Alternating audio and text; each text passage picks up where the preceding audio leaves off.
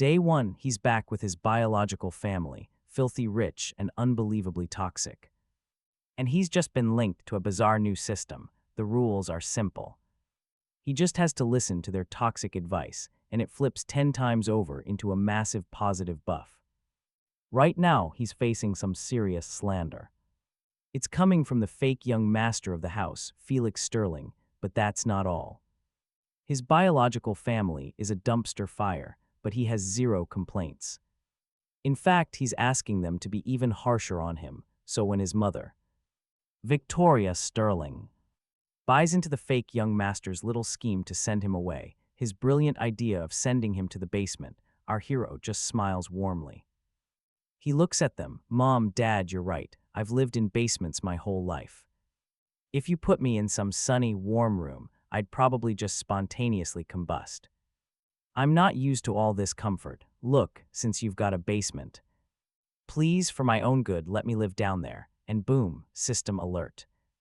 Toxic advice received from his mother, Victoria, and a malicious suggestion from Felix. The request: go live in the damp basement until his body practically rots. He accepts. The system kicks in, reversing effect times 10, buff activated.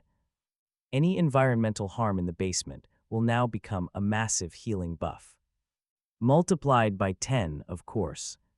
Hearing his shockingly enthusiastic response, his father, Richard Sterling, and his mother, Victoria, are absolutely floored. Jaws drop. Even the fake young master, Felix, cracks his innocent facade. Just for a second. He never thought his little scheme to use the parents to kick him down would be met with this much excitement. He agreed instantly. Felix recomposes himself a moment later, but something feels incredibly wrong. In his mind, brother, Felix starts playing the victim card, your mom and Dad's real son. That sunny room should be yours. I think I'm the one who should move to the basement. I'll pack my bags and get out right now. He says this, making a show of leaving. He's playing the generous martyr card. It's all to show off his deep love for his adoptive parents, of course. A classic move to make them value him even more. He imagines that before he even takes 3 steps, his parents will beg him to stay. His sister will blame herself, and he'll be sent back to his suite. The choice is his. He feels invincible, but as he takes his first step to leave, our hero grabs his arm. Don't stop me, Felix acts dramatically. My brother is the real son. That room. Felix stops cold. He turns around and realizes the person stopping him isn't his parents, it's him. For just 1 second, Felix completely loses his composure. He nearly calls him by his full name before catching himself, thinking he was just caught completely off guard. Brother, why are you stopping me? Felix stammers. That room is all yours. Giving it to you is the right thing to do. I'll head to the basement now. The moment he speaks, our hero explodes. I already told you, he passionately yells. I want the basement. Why are you forcing me to stay in your room? In that fancy room of yours. Felix starts to panic. Wait, don't misunderstand. I didn't mean it like that. I'm being completely sincere. Then listen, he says. Want me to stay? Then I have to live in the basement. Otherwise, I walk. I'm not coming back. At this, his father Richard and mother Victoria are stunned. His eldest sister Alina finally snaps out of her daze, seeing his desperation. Any microscopic drop of guilt they might have had for offering the basement vanishes completely. Richard clears his throat. Well, since you're so willing to live in the basement, the maid Martha will take you down there. Once you get used to it, we will arrange a proper room for you. Alina, the eldest sister, then chimes in coldly, since you agreed to it. Yourself, get ready, change into some clean clothes and come to the living room. We are having a family dinner tonight. He knew exactly what they meant. Don't embarrass us, but this situation, it fits his needs perfectly. He follows Martha down into the basement, the underground area of the Sterling mansion is massive. Right by the stairs are 2 huge empty rooms. The decor is surprisingly decent, but Martha doesn't stop, leading him onward. She walks him to the very end of a dark, empty hallway, stopping. In front of a tiny door, he looks inside, nodding with total satisfaction. The room is clean but completely isolated, with almost nothing in it. Not bad at all, he notes. It even has a small ensuite bathroom. Wash up first, then change your clothes, Martha says before turning to leave. But just as he is about to step out, click, he hears a heavy lock snap shut. He rushes to the door, trying the handle, after confirming it's locked. He just bursts out laughing. His sister ordered him to get ready for dinner. And now he's locked in. This guarantees he'll be late. Once the food is on the table, his family will have an even worse opinion of him. If he screamed for help or complained to his parents about this, it would only make them dislike him more. Add in a few careful whispers from the fake young master, and they'll call him a liar. They just think he's throwing a tantrum, so he decides the best move is to do absolutely nothing. He flops onto the bed and falls right asleep. Meanwhile, upstairs, Felix notices our hero hasn't shown up. A sinister smile flashes across his face when the kitchen announces dinner is ready. Felix lets out a heavy sigh. Mom, Dad, my brother still isn't here. If it's because of me, I won't eat. Let him have dinner with you. The moment he says that, Victoria explodes. Ignore him, we'll eat first. If he doesn't want to join us, he can starve. Martha, serve the food. Richard sneers. He grew up in an orphanage. Does he have no manners? He continues, since he won't show up, don't even bother saving him any food. Eleanor adds, Mom, tell the kitchen to stop. If he's late, going hungry is his own damn problem. Downstairs, he wakes up at 8:08 p.m. He tries the door handle. Click, it opens easily. He just chuckles, washes up, and casually strolls upstairs. In the living room, he sees the same family. The same four of them just sitting there. His other four sisters, he already knew. They despise him, so they all made excuses to not come home tonight. And honestly, he is thrilled to see this. If his family stopped hating him, he wouldn't get any system rewards. They need a son for their public image. And he needs them to be awful. Time to see who's the better actor. Seeing him finally walk in, Richard glares at him with an icy expression. Earlier, they were having a family dinner and waited for him for ages. He didn't come out, so for his bad manners, he gets no dinner tonight. He waits 2 seconds, no system prompt, so he drops the truth bomb. Just as the fake young master feared he would. It's not that I didn't want to eat, he says casually. When I tried to leave, my door was locked from the outside. I couldn't open it at all. I yelled for a long time, but nobody cared, so I had no choice but to stay put. I was so tired I fell asleep. When I woke up, the door was open, and now I'm late. As soon as he finishes, Richard furrows his brows in pure impatience. Nonsense. From the moment you arrived until now, besides us and Martha, there are 2 chefs in this house. You think one of us would do something like that? Lock you up, then sneak down to unlock it. It takes too much time. Your mother and I were together the entire time. Only your sister and brother had the opportunity. Are you accusing them of locking you up on purpose? Eleanor immediately snaps. That's impossible. When I was alone, I was working on company files. I have timestamps on my phone and laptop to prove it. Nobody in this house would target you like that. Nobody is that stupid, locking you in a room and then letting you out. Whether you fell asleep or had some other reason for not showing up. Just admit it, we won't blame you. Why make up such a lie to frame your own family? Felix puts on a deeply pained expression. I can't prove what I was doing during that time, he says cautiously. I can't prove I didn't lock my brother's door. But since my brother insists someone did it and it made him miss dinner, let's just say I did it. He is Mom and Dad's real son after all. Boom, masterful manipulation, and Victoria jumps to her feet instantly. How can you be so heartless? She screams at him. You fell asleep on your own. If you couldn't get up, just say so. Why use such cheap tricks to frame your brother? Don't you feel pathetic? Eleanor looks at him with profound disappointment. I hoped you'd at least have the sterling family integrity. I didn't expect you to stoop so low. Environment really does shape a person, huh? Apologize to your brother immediately and admit your mistake. Otherwise, don't blame me for not treating you like my brother. System alert. Ding, advice received from his eldest sister, Elena. Apologize to his brother, Felix, for framing him. Accept the advice. After he apologizes, undeniable evidence of Felix locking the door will magically appear right before him and be broadcast online, sharing the truth. He looks at the system prompt and immediately rejects it. If he accepts, won't that expose the true nature of this fake brother? How will he get to stay in the Sterling family? His entire purpose is to make this biased family misunderstand him more, giving him more system prompts. If he leaves, what's the point of him staying? So he shakes his head and says, why should I apologize? I told you the truth. Someone locked me in the basement. I didn't want to skip dinner. If you don't believe me, check the security cameras. See who went down to the basement. He looks straight at Felix to see a reaction, but he remains perfectly calm and composed. Just as our hero wonders why, Elena sneers. Who told you our security cameras were broken? I bet you only made all this up because you knew. Noticing they were down, he tells Arthur he is very disappointed, giving him two choices.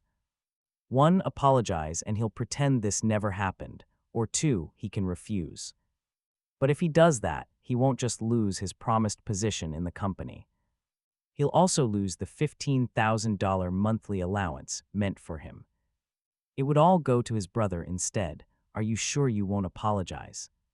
Hearing this, Felix's face is a mask of determination, calm on the outside. But inside, he's grinding his teeth with pure joy. If Arthur apologizes today, the company job and $15,000 allowance will be all his. Just when they all expect Arthur to break, he looks them dead in the eye. I won't apologize. It's just a job and $15,000, right? I don't want it, keep it. Give it to whoever you want, we good. The whole family is completely shell-shocked. But Arthur has no time for their circus act. He carefully reads the system notifications. System alert, ding, reverse choice active. He refused to apologize. Lost the company job and the $15,000 allowance, but a buff was applied. He will instantly receive a $1 million a month growth trust fund. On top of that, he unlocks a job simulation feature that has massive rewards. Ignoring the stunned family, he turns to the maid. Martha, any food left in the fridge, bring. Me some I haven't eaten. The Sterlings finally snap back to reality. Before Martha can move, they erupt. Brother, stop hurting people with your words, Felix cries out. If you don't get money or a job from the family, how will you survive? Don't ruin your life just to prove a point, Elena adds with a cold sneer. Since you have so much ambition, don't you dare use a single drop of the sterling. Family's resources to find a job. Let's see how you survive without us. You are nothing, Victoria chimes in. Elena is right, I forbid anyone from helping Arthur. Let's see what kind of future he can build on his own. She glares at Martha. My son is ambitious. I doubt he'd stoop to eating our food. Don't prepare anything for him. Let him figure it out himself. Fine by me, he says.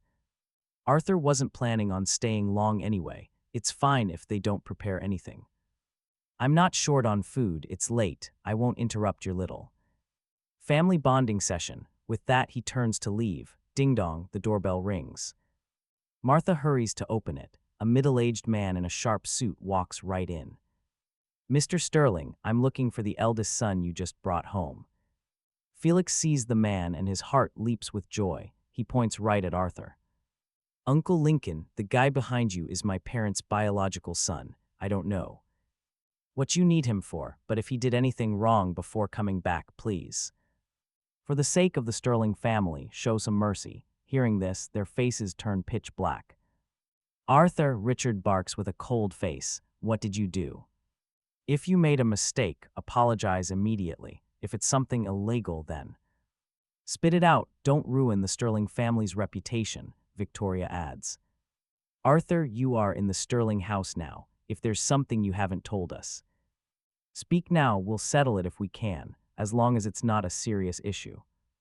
Alina snaps, as long as it's not too serious, we will help you fix it. But from now on, watch your words and actions. Don't embarrass the Sterling family. The prejudice from this family is thick enough to cut with a knife. The man hasn't even introduced himself, and they've already convicted Arthur of a crime. Felony, he ignores them and looks at the man. I'm Arthur Sterling. What can I do for you?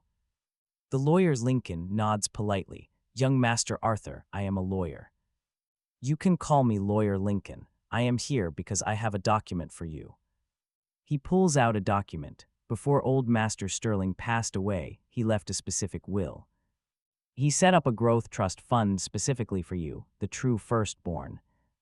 Grandson of the second Sterling branch. Before coming here, I finalized all the paperwork and located your bank account. Your first month's fund of $1 million will be transferred immediately. Every month, this exact amount will hit a fixed account. He hands Arthur a sleek business card, the old master's explicit instructions. No one is allowed to touch this fund, including everyone in the Sterling family. If anyone tries to steal your fund, or if you need to claim it for any reason, call me. I will fight for your rights to the bitter end. Ping. Arthur's phone vibrates. A familiar notification pops right up. Bank alert. A deposit of $1 million has been credited to his account ending in 922.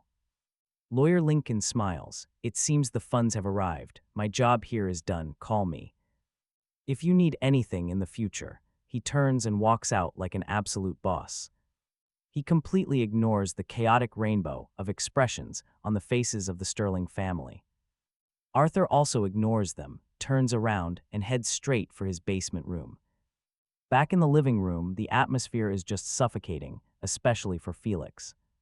Since the day Arthur returned, he had orchestrated everything to make him penniless, jobless, and completely hated by everyone.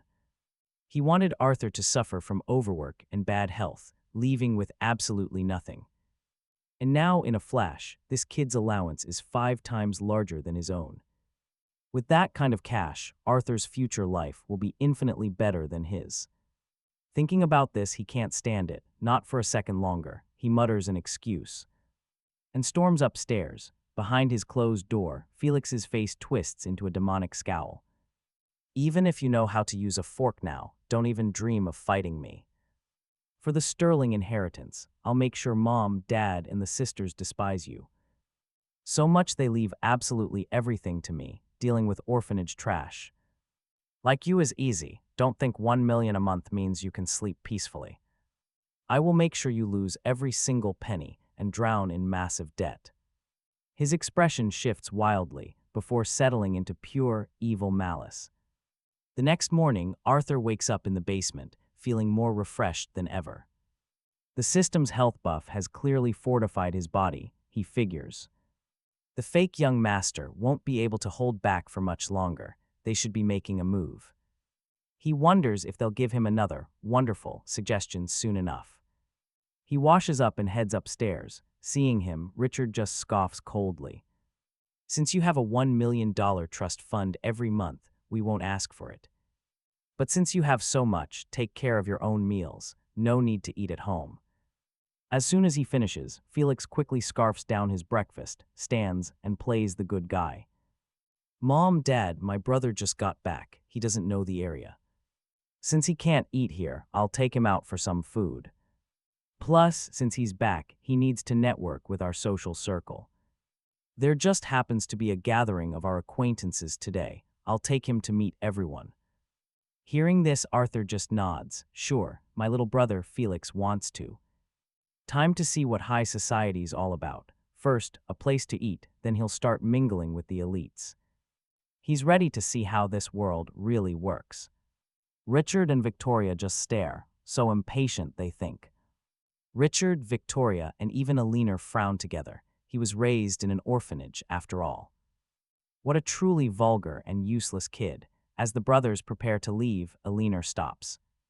Felix, your brother has never seen anything like this. You need to keep an eye on him. A clear warning, don't let him embarrass the family. Felix just nods. Don't you worry, I'll say what needs saying. I just hope he doesn't find me annoying. And with that, Felix flashes a blindingly bright smile. He leads the way. Out at the parking area, Felix pulls out his keys with a fake, clumsy expression. He looks over, acting all awkward. "Ah, brother, just ride with me. You only just got back, so mom and dad probably forgot to get you a car. Once they remember, or maybe for your birthday, they might finally get around to buying you one. This car is a bit old, but I'm sure they'll get you a shiny new one, eventually. For now, just let your little brother give you a ride. It's a clear flex."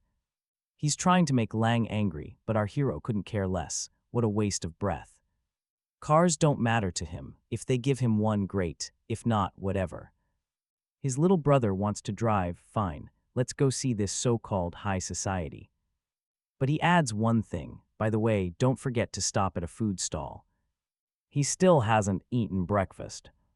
Seeing him so completely unfazed by the taunts, Felix thinks to himself, this kid is a master at hiding his true feelings. But I'm ready. This time, he won't be keeping a single thing he owns. 10 minutes later, they cruise right past a diner. No street food stall for him today.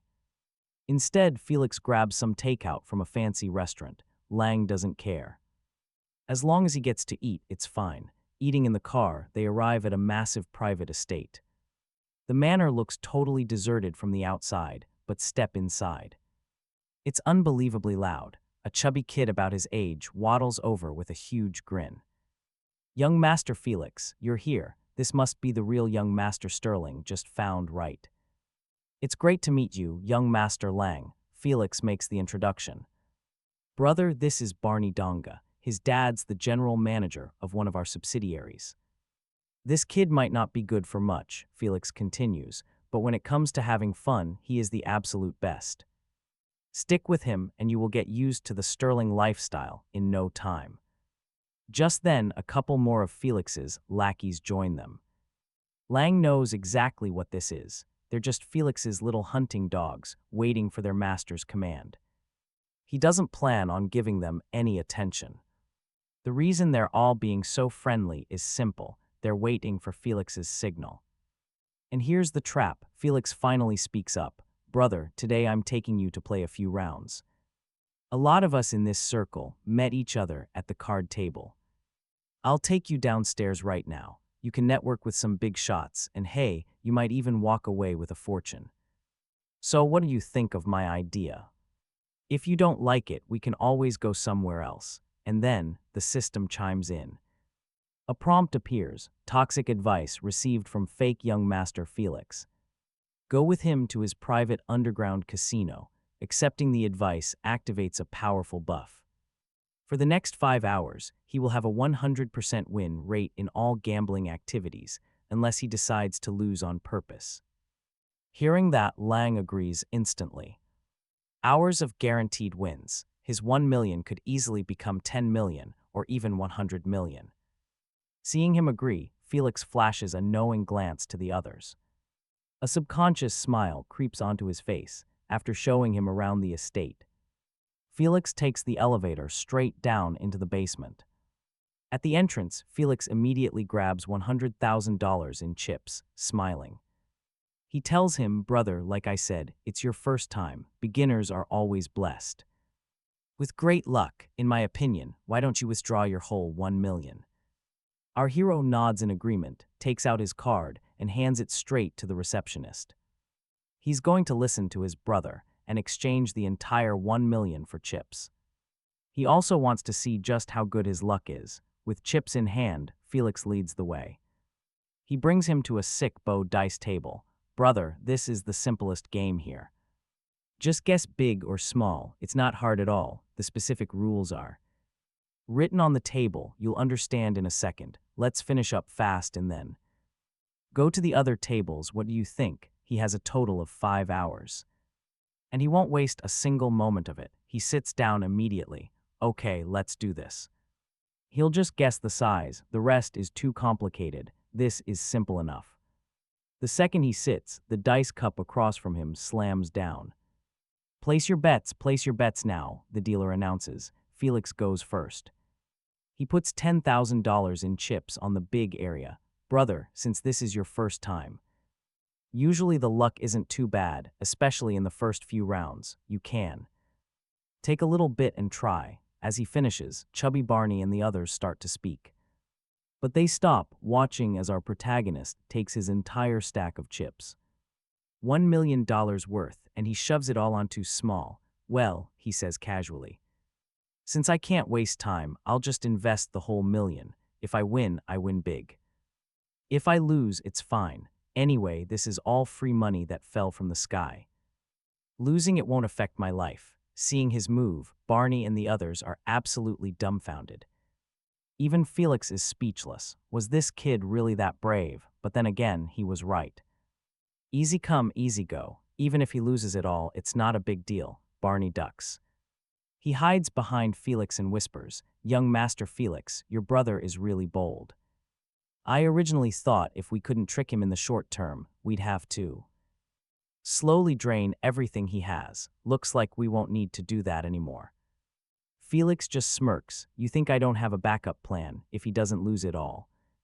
I'll sell him my dummy company. It's been bleeding money for 2 years. If there's no scapegoat, it would have already gone bankrupt. I was planning to sell it to him directly to fill the hole, but now it seems unnecessary. He just needs to come once a month and whatever he has will be gone." While they're talking, the dealer gets ready. He reaches for the lid. "No more bets. Okay, counting down. 3, 2, 1, as he speaks. His hand makes a subtle, lightning-fast movement. Based on his experience, that tiny twitch should have flipped the dice inside, but when he opens the cup, he freezes. 3, small. His voice ends on a question, but he quickly recovers his composure. "Congratulations to the new member. Guessed right on the very first try." He pushes the $1 million straight towards him. His professional ethics help him keep a straight face. He maintains his composure, even after he personally paid out over $1 million. But there were 8 or 900,000 in other bets, so it wasn't a total loss for the house. He breathes a quiet sigh of relief, but then catches the furious stares from Felix and his crew. The protagonist's heart jumps, but he puts on an awkward smile. Seeing Felix's dark look, Chubby Barney quickly interjects, "Young Master Felix. This is definitely just a strategy. Making him lose everything right now probably isn't the goal. They let him win one round, so he'll write bigger IOUs later. Just watch, they'll kick this brat out next." Hearing this, Felix finally exhales in relief. "You're right, the house is definitely doing this on purpose. He's bound to lose, let's just watch." Round 2 begins as the cup is slammed down, and he doesn't hesitate, throwing $2 million onto Small again. He's a firm believer in streaks. If it happened once, it'll happen twice. First was Small, second is Small. I can still make money. Felix loses another 10,000 chips on big. It was Small last time. It must be big this time. Seeing no one else betting, the dealer's finger twitches almost invisibly, but when he opens it, he's completely dumbfounded. 122, still Small. Congratulations, young man. He wins $1 million again, doubling his stack to $4 million instantly. The dealer's eyes are full of suspicion, but the proof is undeniable. For whatever reason, he failed again. Felix and his gang are really getting antsy. "Young Master Felix, what's wrong? Weren't they supposed to let him win one game at most? How did he just turn that into $4 million? Yeah, young master, what's the deal? Call them, text them, ask what happened. This can't be a misunderstanding." At this point, Felix is also feeling seriously unsure. Hearing them, he takes the opportunity to say, "Right, could this be a mistake?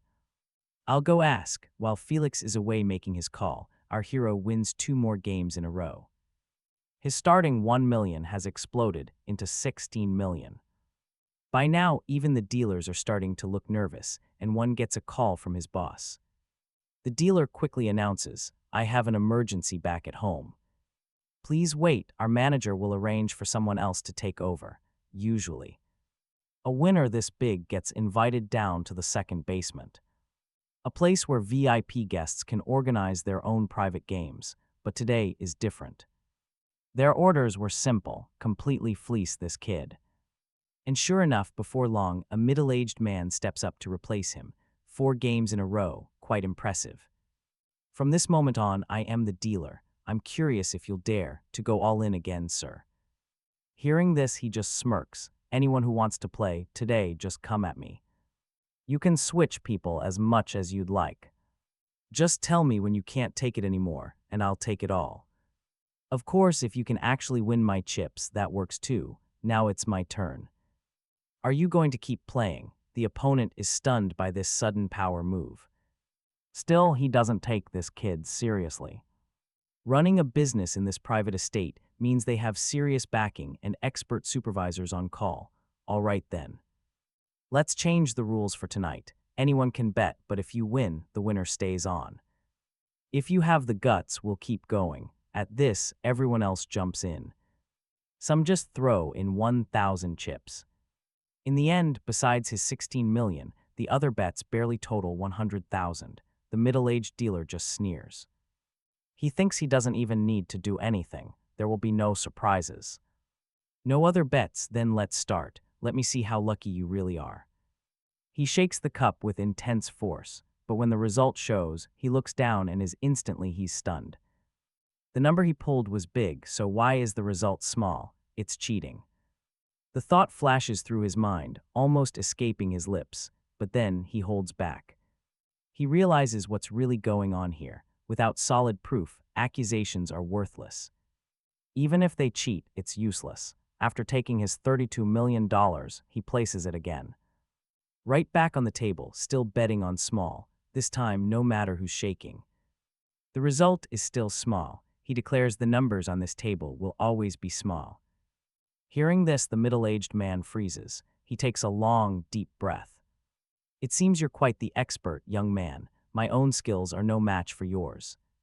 I won't embarrass myself further. Since you said anyone can play, just wait a moment. I'll let my master handle you. An expert like him needs to face a true master. I'm going to call him now, but just then, an old man strides forward briskly. Radiating a powerful aura, he speaks. No need to call, I'm already here. I'd like to see who dares to speak with such arrogance. Youth won't last forever. You want a game? Fine, I'll play with you. Let's see how long your winning streak lasts. As he talks, he snatches up the dice cup. Onlookers gasp. Is that him? Could that be the legendary Mr. Cole Chewin? I heard he once went to Vegas alone. He turned $1 million into $1 billion, a living legend of the gambling world. While everyone is buzzing, the cup is slammed down hard. Chubby Barney whispers. Young Master Felix, it seems we were wrong. They're doing this on purpose. They're letting Len Yanshin win a little more, just to make him lose it all in one go. That kind of fall will definitely break his spirit, making him give up everything he has. The others nod, agreeing completely. Felix smirks, looking even more pleased. We've worked with them countless times, but I never saw their methods this way. It's brilliant. If he loses it all now, he'll probably bet his future trust funds. Every last asset he owns will be gambled away, and by then, he will lose everything. While they're whispering, our hero speaks up. What's the holdup? Hurry and open it. I already told you, it's always small. From now on, don't even think about it. Just shake it with everything you've got, or if you can't handle it, just forfeit. Hearing this, Mr. Cole just scoffs. Such arrogance. If I had to guess the exact pips. That might be a little tricky, but simply calling big or small. My skills are more than enough for that. You want to see it open, I'll open it. But the moment he reveals the dice, a wave of laughter erupts. He quickly looks down. His face goes pale, completely dumbfounded. 111, it's really small, impossible. This is absolutely impossible. He doesn't care. The proof is right there on the table. Pay up now, he points at the chips. 32 million doubled is 64. Hand over the 64 million, then keep shaking. This game isn't over yet. Of course, if you don't have the guts, then we can stop right here, as a legend. A gambling god whose record has never been touched, he simply can't accept this reality. He starts shaking again. It's just chips. Give them to him. This was a complete fluke. Is he about to lose all his remaining reputation at once? But it doesn't matter. As a result, after several back-to-back rounds, the winnings surpass 500 million. $512 million. His apprentice finally realizes what's happening. He rushes to intervene. Master, you have to stop if you keep going. You're going to lose $1 billion. Everything you've built your entire life will be gone. Get out of my way. I absolutely refuse to believe this is happening. He shoves him aside. And once again, the man collapses heavily onto the floor, utterly defeated. Impossible, how could I lose to him? But our hero just smiles back. This is reality. Transfer the 500 million plus to me now. I want to use this 1 billion to flip it into another billion. If you can't, find someone who can. Just then, several venue managers come rushing over. Young Master Felix, Mr. Cole, is feeling unwell. He can't play anymore. If you still want to play, I can take you to the second basement. Plenty of people are organizing games down there. You can play with them. In that moment, Felix's eyes turn bloodshot. $1 billion. With that much money gone, the trap he'd prepared would probably fail. Hearing them invite our hero to the basement, Felix just can't sit still.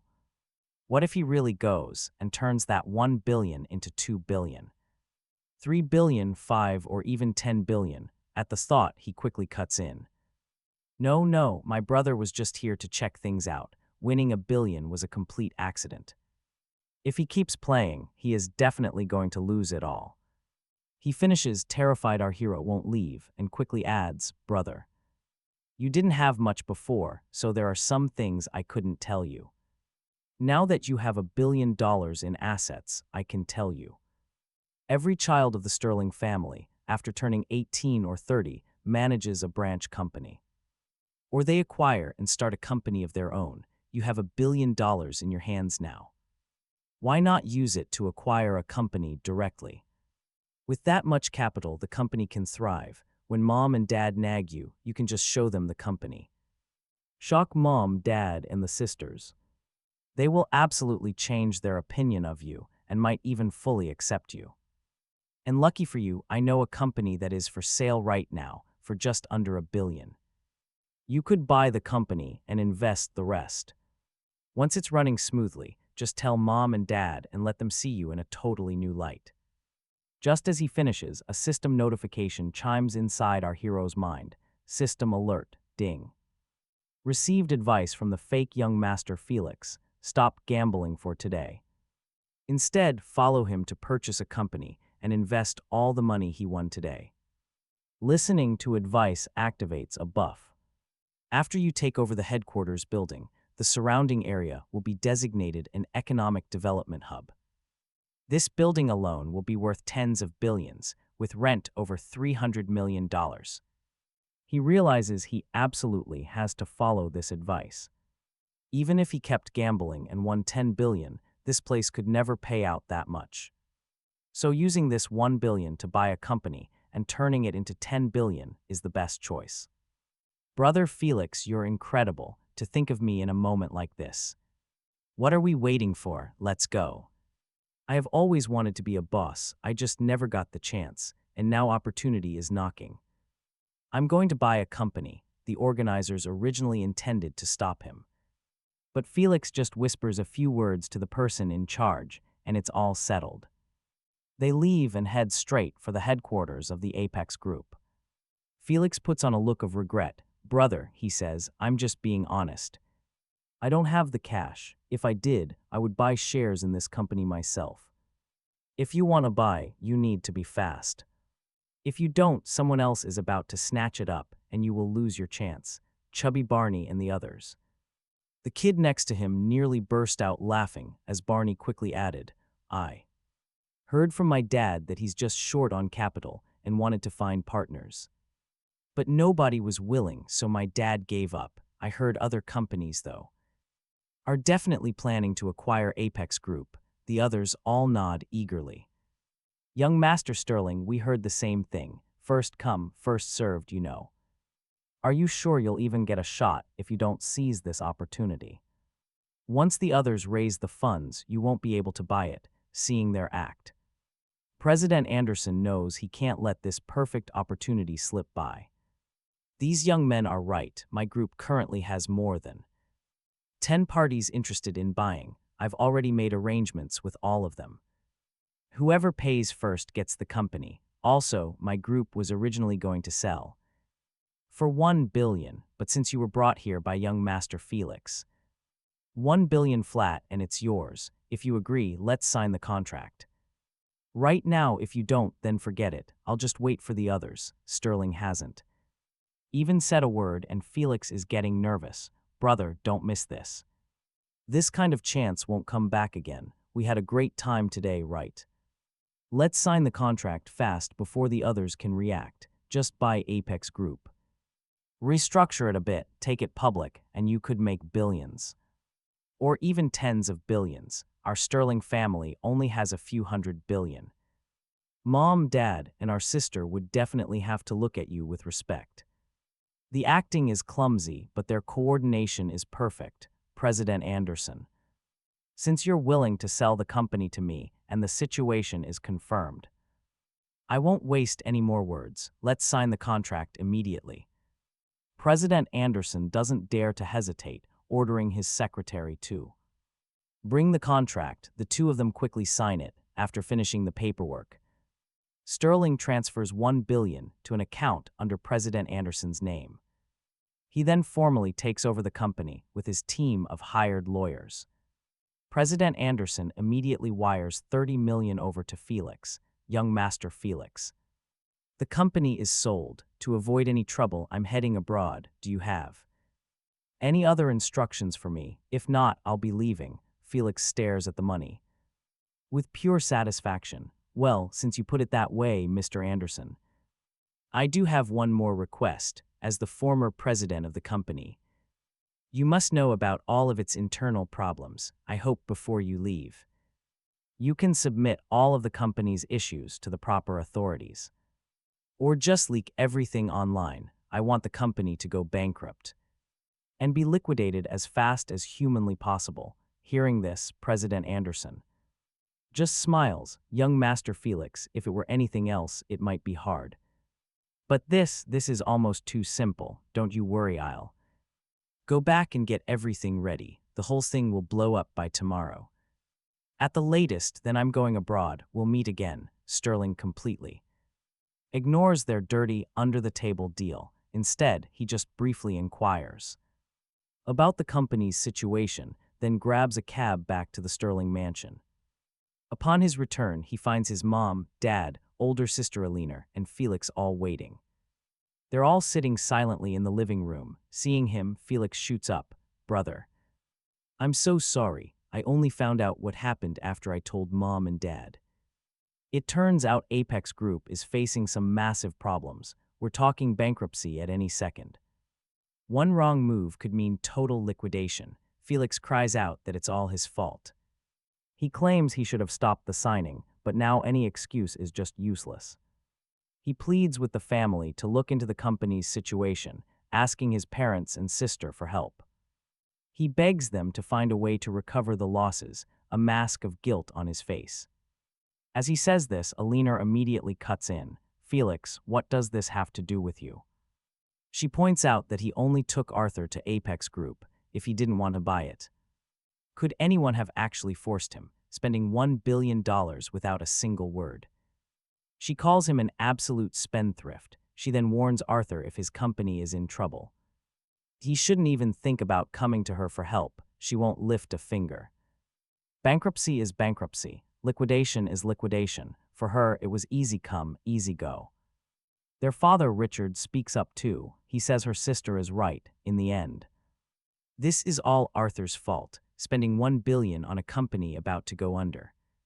He sarcastically calls him amazing, not just a gambler but a complete idiot. How did I ever give birth to a thing like you? If only he had a bit of his brother's sense. If he had his calmness, this whole embarrassing mess wouldn't have happened, but still. He says Arthur is his son, and since he messed up, a punishment is coming. He's going to learn a lesson for what he did. Richard then orders him, come over here. He stands, raising his hand high. This slap, he says, will teach him. Go back and deal with that company immediately. Then go and study hard. "Don't you dare embarrass me," but Arthur just grabs his father's hand, then lets go. He asks why they're all blaming him the second he returns. What horrible crime did he commit? He remembers someone from the orphanage told him that any unexpected wealth should be spent as fast as possible. It was basically free money anyway, if he loses it. He loses it. Besides, even after this, he still made over $1 million. They say gambling is shameful, but did he go alone? No, Felix was the one who took him. They say buying Apex is a disgrace, but who took him to the Apex Group building?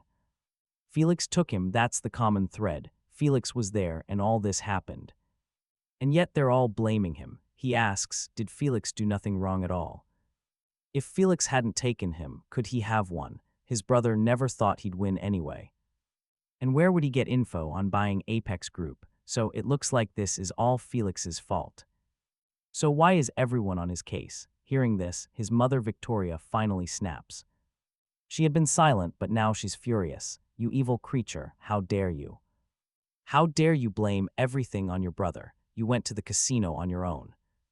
What does that have to do with him? You won $1 billion, but you bought a company. That's on the verge of total collapse. You didn't investigate the company at all. Aliner adds that he just bought it blindly. They don't need to give him any credit. This company, she reveals, is a test for him from the entire Sterling family. As long as the company isn't liquidated, he'll pass the test, but she thinks that's simply impossible. She condescendingly blames the terrible environment he grew up in. That's what made him who he is today. But don't worry, she says, we will correct you. She declares that from now on, she won't give him any living expenses, and she won't give him his rightful share of the family's assets. Then, Richard chimes in again. If he had known Arthur was so heartless, blaming his brother, he never would have brought him back home in the first place. He then asks about his $1 million fund. Cut off, he's told he's responsible for his own life from now on. Don't even think about asking the family for a single penny, watching this whole spectacle. He is just speechless. They genuinely treat Felix like their real son. And our protagonist, he's the adopted one. He wonders what kind of system gift he'll get for enduring this family drama. After all, his private building is worth billions. He can do whatever he wants with his money. When they finally go silent, he calmly asks, "Are you done?" They didn't expect that at all. The moment he finished, Victoria frowned and snapped. What is that attitude? We're only doing this for your own good. Eleanor chimes in with a frown. You did something wrong. Are we not allowed to say anything? As your eldest sister, if you keep this up, I might not punish you, but I certainly don't approve. And then Richard pulls out a ruler nearly half a meter long, intending to teach him a lesson. He claims just admitting the mistake should have been enough, but now he's refusing to change. Stubborn, he says it's time for a proper lesson. Are you testing me? Our protagonist asks coldly. I already said Felix took me. He gambled too, so if family law is involved, then surely he should share the punishment with me. Felix introduced me to Apex Group and he convinced me to buy it. I only bought it on his word, so he is responsible. He tricked me on purpose. You can't just ignore that, right? My only mistake was listening to Felix, going to gamble, and then buying Apex Group. In spending $10 billion, I worked my ass off to earn. Yes, that is my fault. But if this family wants to punish me for it, I won't stand for it alone. If anyone gets hit, Felix and I get hit together. But what comes next is just completely insane. Elena and Victoria see this as him refusing to admit his mistakes. They actually want Richard to teach him a lesson. Our protagonist can't believe it. He presented the facts clearly, but they simply refuse to listen. So now he's about to get beaten, just for calling out their fake young master. As Richard swings the ruler at him, he doesn't flinch, he just reaches out and grabs it. Then, to everyone's absolute shock, he snatches it from his hand. Do none of you understand plain language? Fine, if you can't understand. Then you don't need to. He turns his gaze to Felix. I felt something was wrong. But since I won so much, I let it slide. Now I see you were Plotting against me from the start, weren't you? Isn't the Sterling family famous for its integrity? For my own brother to trick me, that's treason. So isn't it only right that I apply some family discipline?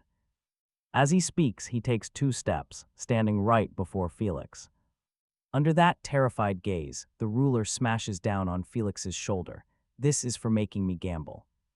For trying to scam me, the ruler cracks across his face. You deliberately pushed me to buy this failing company. This is the price for scamming me. He hits him 7, 8 times. Only then do the others finally react. Richard reaches for the ruler and throws a kick at the same time. But our hero was ready for it. Just as the kick comes, he dodges. A perfect sidestep. The kick lands squarely on Felix, who's already been beaten senseless. After more than 10 slaps, he's just dazed, not even feeling the pain. Felix is on the floor, curled up and screaming. He's in agony, begging for a hospital. At his cries, Richard, Alina, and Victoria absolutely lose their minds. Their latent power awakens as they scramble to Felix's side in a panic. Of course, when it comes to Felix, this entire family becomes blind and deaf. They suddenly find superhuman strength. Richard lunges, trying to snatch the ruler. But our main character moves first, cracking the ruler right across Richard's arm. You animal, I am your father, how dare you? But the response is cold, I dare. You never raised me, yet you expect me to stand here and take your beatings. Who do you think you are? When things go wrong, I'm the one who has to apologize and be punished. I can't afford a father like you, so listen up. Let me make this clear. Either pay back everything you owe me for all these years, and maybe I'll listen. If not, don't you dare think about punishing me again. That goes for everyone. Touch me again, and you won't like what happens next. To prove his point, he strikes Richard again with the ruler, a second time. Since I got back, you starved me and forced me to live in that basement. Consider this your only warning. If it keeps up, don't blame me for my actions. Struck twice, Richard's pride is shattered. That's when Victoria finally loses it. She screams, even if he didn't raise you, I am your mother. You are my son. I gave birth to you. I decide everything you do, and right now I command you to apologize. Hearing this, he takes the ruler and walks right up to his mother and extends his hand. Slap yourself 3 times. Apologizing is not an option. But you're not wrong. You are my mother. You did give me the gift of life. Even if I was wrong in this situation, what choice do I have? You are my mother. You told me to apologize. I can't, so instead I am willing to punish myself. However, a demand this unreasonable should never be made in the future. This is the first time and the last time, if you keep using your authority as my biological mother to force me to violate my own core principles. Then our relationship as mother and son is officially over. Let me say this once.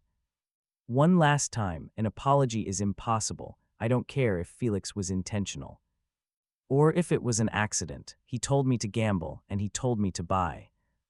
Apex Group, believe it, don't believe it, I don't care, don't bother me. Unless it's an emergency, I need my rest. With that, he heads for the basement. But Richard erupts in a rage. You evil brat, you hit your brother. And then you hit me. You think you can just leave. You don't know the rules. The Sterling family rules. Hearing this, he stops and turns back with a cold smile. Rules? What rules does this family have? Isn't it just about treating the adopted son like a king and your own flesh and blood like absolute trash? If you dare make a move, I'll tell everyone that after finding your own son, you not only gave him nothing, but you forced him into the basement to live. Let's see what's left of your reputation then. Also, if you attack, you better make sure you kill me, then you can be the murderers of your own son. But if you fail to kill me, I will get my revenge on your precious adopted son. After dropping that bomb, he just ignores the entire worthless family. Now he waits. He just needs the system to finish the liquidation process. Once that's complete, he'll have his own building, he'll be a billionaire, and free of the Sterling family. Felix puts on a pitiful face and says, Dad, Mom, eldest sister, I know you didn't punish my brother because of me, but he is right about one thing. Yes, he gambled, but I took him there, and he won $1 billion. That wasn't his fault. As for him buying the Apex Group for $1 billion later, well, that was his mistake. After Apex Group goes bankrupt, my brother will have lost everything. Then he has to listen to you too, right? He's not saying it out loud, but the hidden meaning is crystal clear. He's painting our hero as ungrateful, telling the family to just wait until he's broke. Then he'll definitely come crawling back. The very next day, Apex Group collapses. Arriving at the company, our main character can only watch, helpless. As his dreams go up in smoke, the liquidation process takes an entire, grueling month. When it's all said and done, it's just as the system warned him. The only thing left is the headquarters building, stuck in some remote area. It never had many tenants to begin with, and now the building needs management. Because of this, he's barely breaking even. For a month, every time he comes home, his family gives him the cold shoulder. During this mess, his 4 other sisters don't even bother to show up. When he finally returns to the Sterling estate, the fake young master is the first one to greet him. Brother, I hear Apex Group is completely liquidated now, only the headquarters is left. I also heard the management fees for that place are insane. Even higher than the rent, right? Your monthly growth fund must be taking a huge hit. If you're skipping meals, you should tell me, okay? I can treat you. The smugness is practically dripping off him, but this clueless family doesn't notice a thing. Instead, they all start piling on. Richard sneers, see how good your brother is to you. Even after you ignored him for a whole month, he knows you're struggling and offers to help. Why can't you be more considerate? Then Victoria adds her part. It's good that it was liquidated. I feel the same way. As long as you make peace with your brother, you're still my son. Just stop targeting him. We don't need your money for food. Eleanor says, you should have figured it out by now. You have no talent for business. You are not cut out to be a boss. Just apologize, I can't keep funding your company. But I can arrange a position for you in the group, so you'll have an income. Looking at this joke of a family, he wants to say nothing, but to avoid trouble he speaks. Since you all know about Apex Group, why don't I sell this building to you? Who knows, maybe one day this headquarters will be valuable. You could still make money, right? As soon as he says it, the fake young master Felix shakes his head. Brother, I want to help. But I don't have that kind of money. Richard scoffs. Your headquarters building is unlikely to ever make a profit. Whoever buys it is just throwing money away. It would definitely become a burden on me. You need to bear the consequences. Victoria pipes up. A real man stands by his own choices. So you have to bear this yourself. You can keep that headquarters building. Anyway, you still get your $1 million growth fund each month. That should be enough to sustain the building. Don't expect the family to help. Help him? Eleanor says he can either sell it cheap to some fool or let them take the responsibility. Or bleed $1 million a month from the growth fund just to sustain the building. She offers to help him find people to buy the building, but the price will be much, much lower. If he accepts, she will make the calls, take over their mess, impossible. When the fake young master Felix hears his sister offer help, he fears our hero will sell at a low price and escape their trap. So he quickly cuts in, brother, don't be discouraged. Even though we're losing money every month, it's still a real building, after all. It may seem like a total failure now, but who can guarantee the area around that building won't get developed someday? Maybe one day, city planning will make this a special development zone or an economic hub. Then wouldn't the building be worth a fortune? At that point, it will be worth at least tens of billions. Besides, the upkeep isn't that much. Keeping it is always a better bet than selling it. Hearing this, our hero's expression turns a little strange. Then he just shakes his head. If you don't want to help, then forget it. I've been pretty tired this last month. I sincerely thank my eldest sister for offering to contact people. However, he says, I think Felix is right. This building should probably remain ours. Who knows, maybe one day it will actually be worth it. Then he heads back to his room to rest, but the rest of the Sterling family isn't sleeping. Richard is determined to show him the difference between them. He has Felix and Alina work overnight compiling a profit report on Felix's company, just so he can see how excellent his other son is. The next morning, as he comes out for breakfast, Alina slams a document down in front of him. Look at the gap between you and Felix. His entertainment company, founded a year ago with 10 million RMB, took only 1 year to become a $100 million company. What's more, the company has incredible development prospects. If nothing goes wrong, within 10 years, this company will be worth well over $1 billion. He spent $1 billion to learn a lesson. While his brother turned 10 million into a future billion, they tell him to think carefully about that. Richard speaks up too. Felix truly didn't disappoint me. I'll reward him with another 10 million. You can invest that back into the company to grow it even faster. I hope you can continue your efforts. Victoria also chimes in. Your dad gave you 10 million. This way, achieving $1 billion in 10 years. Maybe it can be done in 5 years or even less. Alina continues, saying since mom and dad are contributing, she can't be left out. But she doesn't have much right now, so she'll give him 1 million. She calls this money pocket money. They all look so proud. But a thought flashes through our hero's mind. In other words, if I can use very little and make a profit of more than 10 times, you'll reward me too. Is that true or false? He no longer values these things, but maybe this family is starting to rub off on him. Is he really willing to play their game? But after he speaks, all he gets is a cold laugh. Felix's cruel smile lasts for less than a second before he shifts to a plea. Mom and Dad, I think my brother is right. If my brother can also increase a company's value by more than 10 times within a year, then you all. And Felix insists his brother should get a reward too, even without building a company from scratch. If he just buys one and its value jumps up 10 times over, that's still an amazing feat. Otherwise, it just wouldn't be fair. As he finishes, Alana just scoffs. Sure, Felix has a point, but you think it's even possible he could lose $1 billion. 10 million is nothing to him. That's barely enough for his lifestyle, but then Richard speaks up, mark my words. If he can start a company with over 10 million in registered capital and grow its value tenfold inside a year, I personally will. Give him 20 million. Victoria chimes in, me too, if he actually pulls it off. I'll throw in another 20 million. Hearing all this, our hero doesn't hesitate. He speaks up immediately, you all said it, and I recorded everything.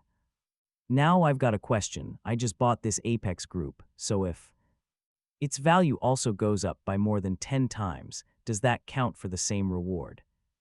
Felix just bursts out laughing. Brother, I don't want to bring you down. But you need to face reality. Your Apex group has already lost $1 billion. All that's left is the headquarters building. That's literally it. If you're really lucky enough to raise that building's value over $10 billion, then I'll cough up my own savings, 5 million in cash. Alana adds, keep on dreaming. If you somehow turn that rundown building into a multi-billion-dollar property, then I'm in. I'll give you 5 million. The 4 of us will pay you 50 million straight up. Richard agrees. If your 1 billion investment in Apex Group becomes 10 times that, becoming 10 billion, I'll still give you my 20 million. Victoria adds, my 20 million. To our family, that amount is nothing, but what you're describing is completely impossible, and just as she says that, they've all finished talking. The morning news flickers on the TV. The Provincial Committee Congress has just concluded with full approval. From the committee, the western part of Yanjiang District in Linhai City has officially been designated the Yanjiang Economic Development Zone. Hundreds of major companies from across the country and the world have agreed to relocate to this new zone. The news report ends. The entire family is speechless. Absolutely stunned, With a slight tremble, Victoria picks up the documents. From her investigation yesterday, the headquarters building for Apex Group is located in the western part of Yanjiang District, Linhai City. Richard can barely speak, so that means the headquarters building of Apex Group is now the dead center of the new development zone. That land has to be worth tens of billions of dollars now, right? Seeing this, our hero doesn't give them a single moment to process it. Since you've all seen the announcement, I just have one question. Does this count? 1 billion turned into 10 billion, so that 50 million you promised me, aren't you going to give it to me? The family of 4 is still reeling from the shock. Hearing his words, the room becomes incredibly awkward. Give him the money. They don't want to, not his parents, not even his own sister wants to pay up. But the words were spoken, and his phone is sitting there, still recording. If this gets out and they refuse to pay him, how could they even show their faces? Felix is the one taking this the hardest. His plan was flawless, make his parents and sister completely despise the main character. And then the main character would lose everything, but now the first part is done. His parents and sister truly hate him now, but the trap he set for himself backfired. The standards he set for himself left him with nothing. It all fell apart in an instant. He was supposed to be the one tricking him, so why does it never work? On top of that, he wanted to see him utterly humiliated today. Not only did the main character avoid losing 5 million, but he's about to get 50 million instead. No, absolutely not. They can't let him get his hands on that money. With 50 million plus a building worth 10 billion, the gap would be too great. He's already that rich. What if his parents and sister just give in and pay him? With $50 million, there's no telling what he could accomplish. What if he manages to flip that for another huge profit? The thought terrifies Felix. He decides right then and there not to pay. Let's just be honest, brother. You knew all along about the new development zone there, didn't you? I was wondering how you had the guts to acquire Apex Group and bet against us. Turns out Felix completely misread the situation. He thought spending $1 billion was foolish. But it was all part of the main character's plan from the very beginning. But now, brother, you have everything, a building worth billions of dollars. Don't even think about taking our measly little bit of money from us. You used inside information to make a bet with us. That's completely unfair. And if you knew, why didn't you tell the family about this massive news? If you had, this family could have made hundreds of billions of dollars. We're family, after all. We're supposed to help each other out, right? You should have shared the good news, don't you think so? He asks. Everyone's mind is racing, but Felix is the one to voice their twisted logic. They all frown as Alina joins in. I knew something felt off. So you knew about the headquarters building and the new development zone. You are unbelievably selfish. Do you have any idea what the family lost? If you had just told us, we could have seized this incredible opportunity. Even if the family didn't make hundreds of billions, we'd have made tens of billions. It could have elevated our entire Sterling family to a whole new level of wealth. It wouldn't have been impossible to marry into an even richer family then. But because of your selfishness, we missed out on this massive opportunity. Instead, you used that information to make money only for yourself. And you used us, trying to trick us out of our money with that bet. What you've done is a massive disappointment. Richard's face darkens at her words. Why is my son so selfish? He asks. You kept this news from your own family. You caused us to suffer these huge losses, all for your own gain. And then you use that info to try and scam me. Let me tell you, you won't get a single cent. Victoria chimes in. Are you even our biological son? I am so disappointed. I'm not giving you the money I promised, and don't you dare think about taking it. Don't even think about taking money from your siblings. He has a building worth tens of billions. Why would he even care about our small amount of money? And just like that, the entire family agrees to default on their debt. Unbelievable. Instead, he just smiles and waves his phone around. reviewing the video.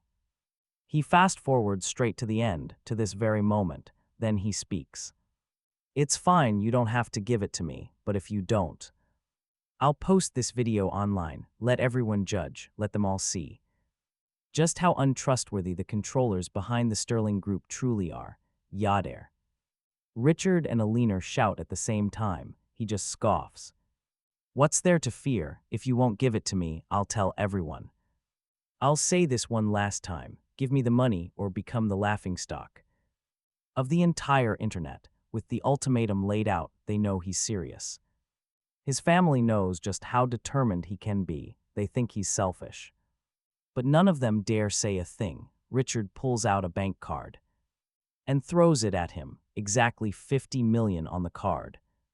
"Your mother's, your sister's, and your brother's money is all there. Please just delete that video for me." Holding 50 million, our hero is satisfied. He plays along, pointing the phone at them. Then, with a single click, the video he just recorded is gone. He watches the whole group let out a sigh. A sigh of relief. He secretly scoffs. The video was indeed deleted. But not before he already finished backing it up. He's not stupid.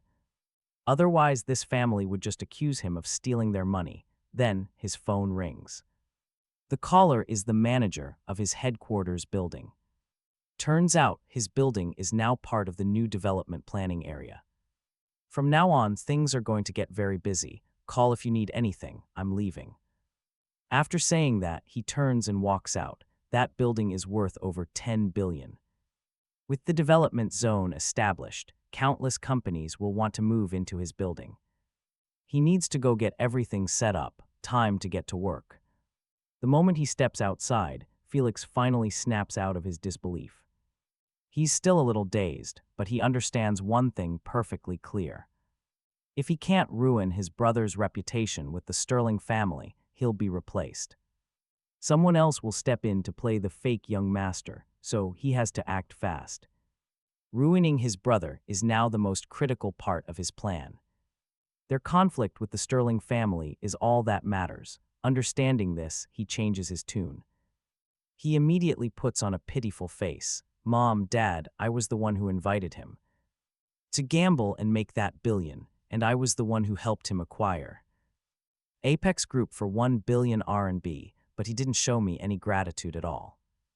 He got that rich, and he couldn't even bother to say thank you before leaving. Honestly, even though I was disappointed, I know it's not really my brother's fault. But he deliberately used inside information he knew beforehand. He treated you all so badly. He treated his own parents and sister with such disrespect. I just find it hard to accept. I guess I really misjudged what my brother was like. He must have known about this news. So he tricked you into saying you wouldn't buy his building if you don't help him. He just wants to use your words to silence you, to stop you from interfering with his construction. Isn't that just a blatant act of judging you all by his own selfish standards? You searched so hard for him for so many years, all that time wasted. You finally found him, and this is how he repays you. Mom, Dad, eldest sister. I feel so terrible for all of you, and now that my brother's rich, I'm no longer." At first, the family thought they were more valuable than money. But after he said that, they felt completely betrayed. Their sincere failings now felt like a total waste. And that last sentence gave them a wicked idea: make him spend his money. That would be the only way to shatter his arrogant confidence. Alina speaks up, suggesting they find a way to make him spend it all. Once he's broke, she figures, he'll finally come to his senses. Richard nods, agreeing with the idea, but points out a major problem. The man owns a building worth billions of dollars now. Just the rent from that alone has to be hundreds of millions every year. On top of that, he has an investment fund worth 1 million a month. With the 50 million he just got, making him spend it all won't be easy. Victoria chimes in, agreeing that getting him to spend that money is tough. It's not like you can just force him to hand it over. He probably wouldn't give it to them anyway. This needs careful thought. Hearing this, Felix gets impatient. No need to overthink it. I have an idea. The point isn't just making him spend money, he explains. This plan could also help the entire family shoulder their burdens. He continues, saying the family business has a chance to grow, but it will require a massive investment of Yan Shen's money. There probably wouldn't be much left, which might be unfair. Then he says to forget it. But how could they just let it go? Unfair. What's unfair about it? Victoria is suddenly filled with righteous anger, saying he never treated them like family. Now that he has money, he doesn't value them at all. She declares him a disgrace to the Sterling family and tells Felix to stop seeing him as a brother. As long as they persuade him to hand over the cash, there's no going back. Richard adds that his money is the Sterling family's money, and the Sterling family's money should be used for the Sterling family. The business has a right to that contribution. Just tell us the plan, he demands. If it's feasible, we'll do exactly as you say. Felix still looks hesitant. His silence makes Alina anxious. Felix, just say it, she presses. She argues that if they can get him to invest in the family, it would take their business to the next level, meaning the whole family rises. So don't hesitate anymore, she urges, as long as it benefits the family. If it makes him spend his money, any method is on the table. Felix nods thoughtfully. You're right, big sister. That's a reasonable way to look at it. Actually, he begins, the solution is quite simple. He explains the Sterling family operates in the daily chemical products industry. While they're a top name in the country and even known abroad, the company has a lot of old problems from its past years of operation. These issues have been holding back their development for far too long. He points out that some long-term employees and affiliated companies have basically become dead weight, holding the entire group back. If they could just manage these subsidiaries and clean out the old guard, then the parent company would enter a new era of rapid growth. Besides, Arthur is their biological son, after all. The company transfer should be simple, and once the handover is done, it's game over. Even if they find out, what can they do? By then, the company will already be dead and buried. Those old-timers are gone. If the company sinks, all of them sink with it. Solving this whole mess falls squarely on brother Arthur. Mom, Dad, don't you want to test him out a bit? This is a perfect chance to see what he's made of. Who knows, maybe he can fix everything.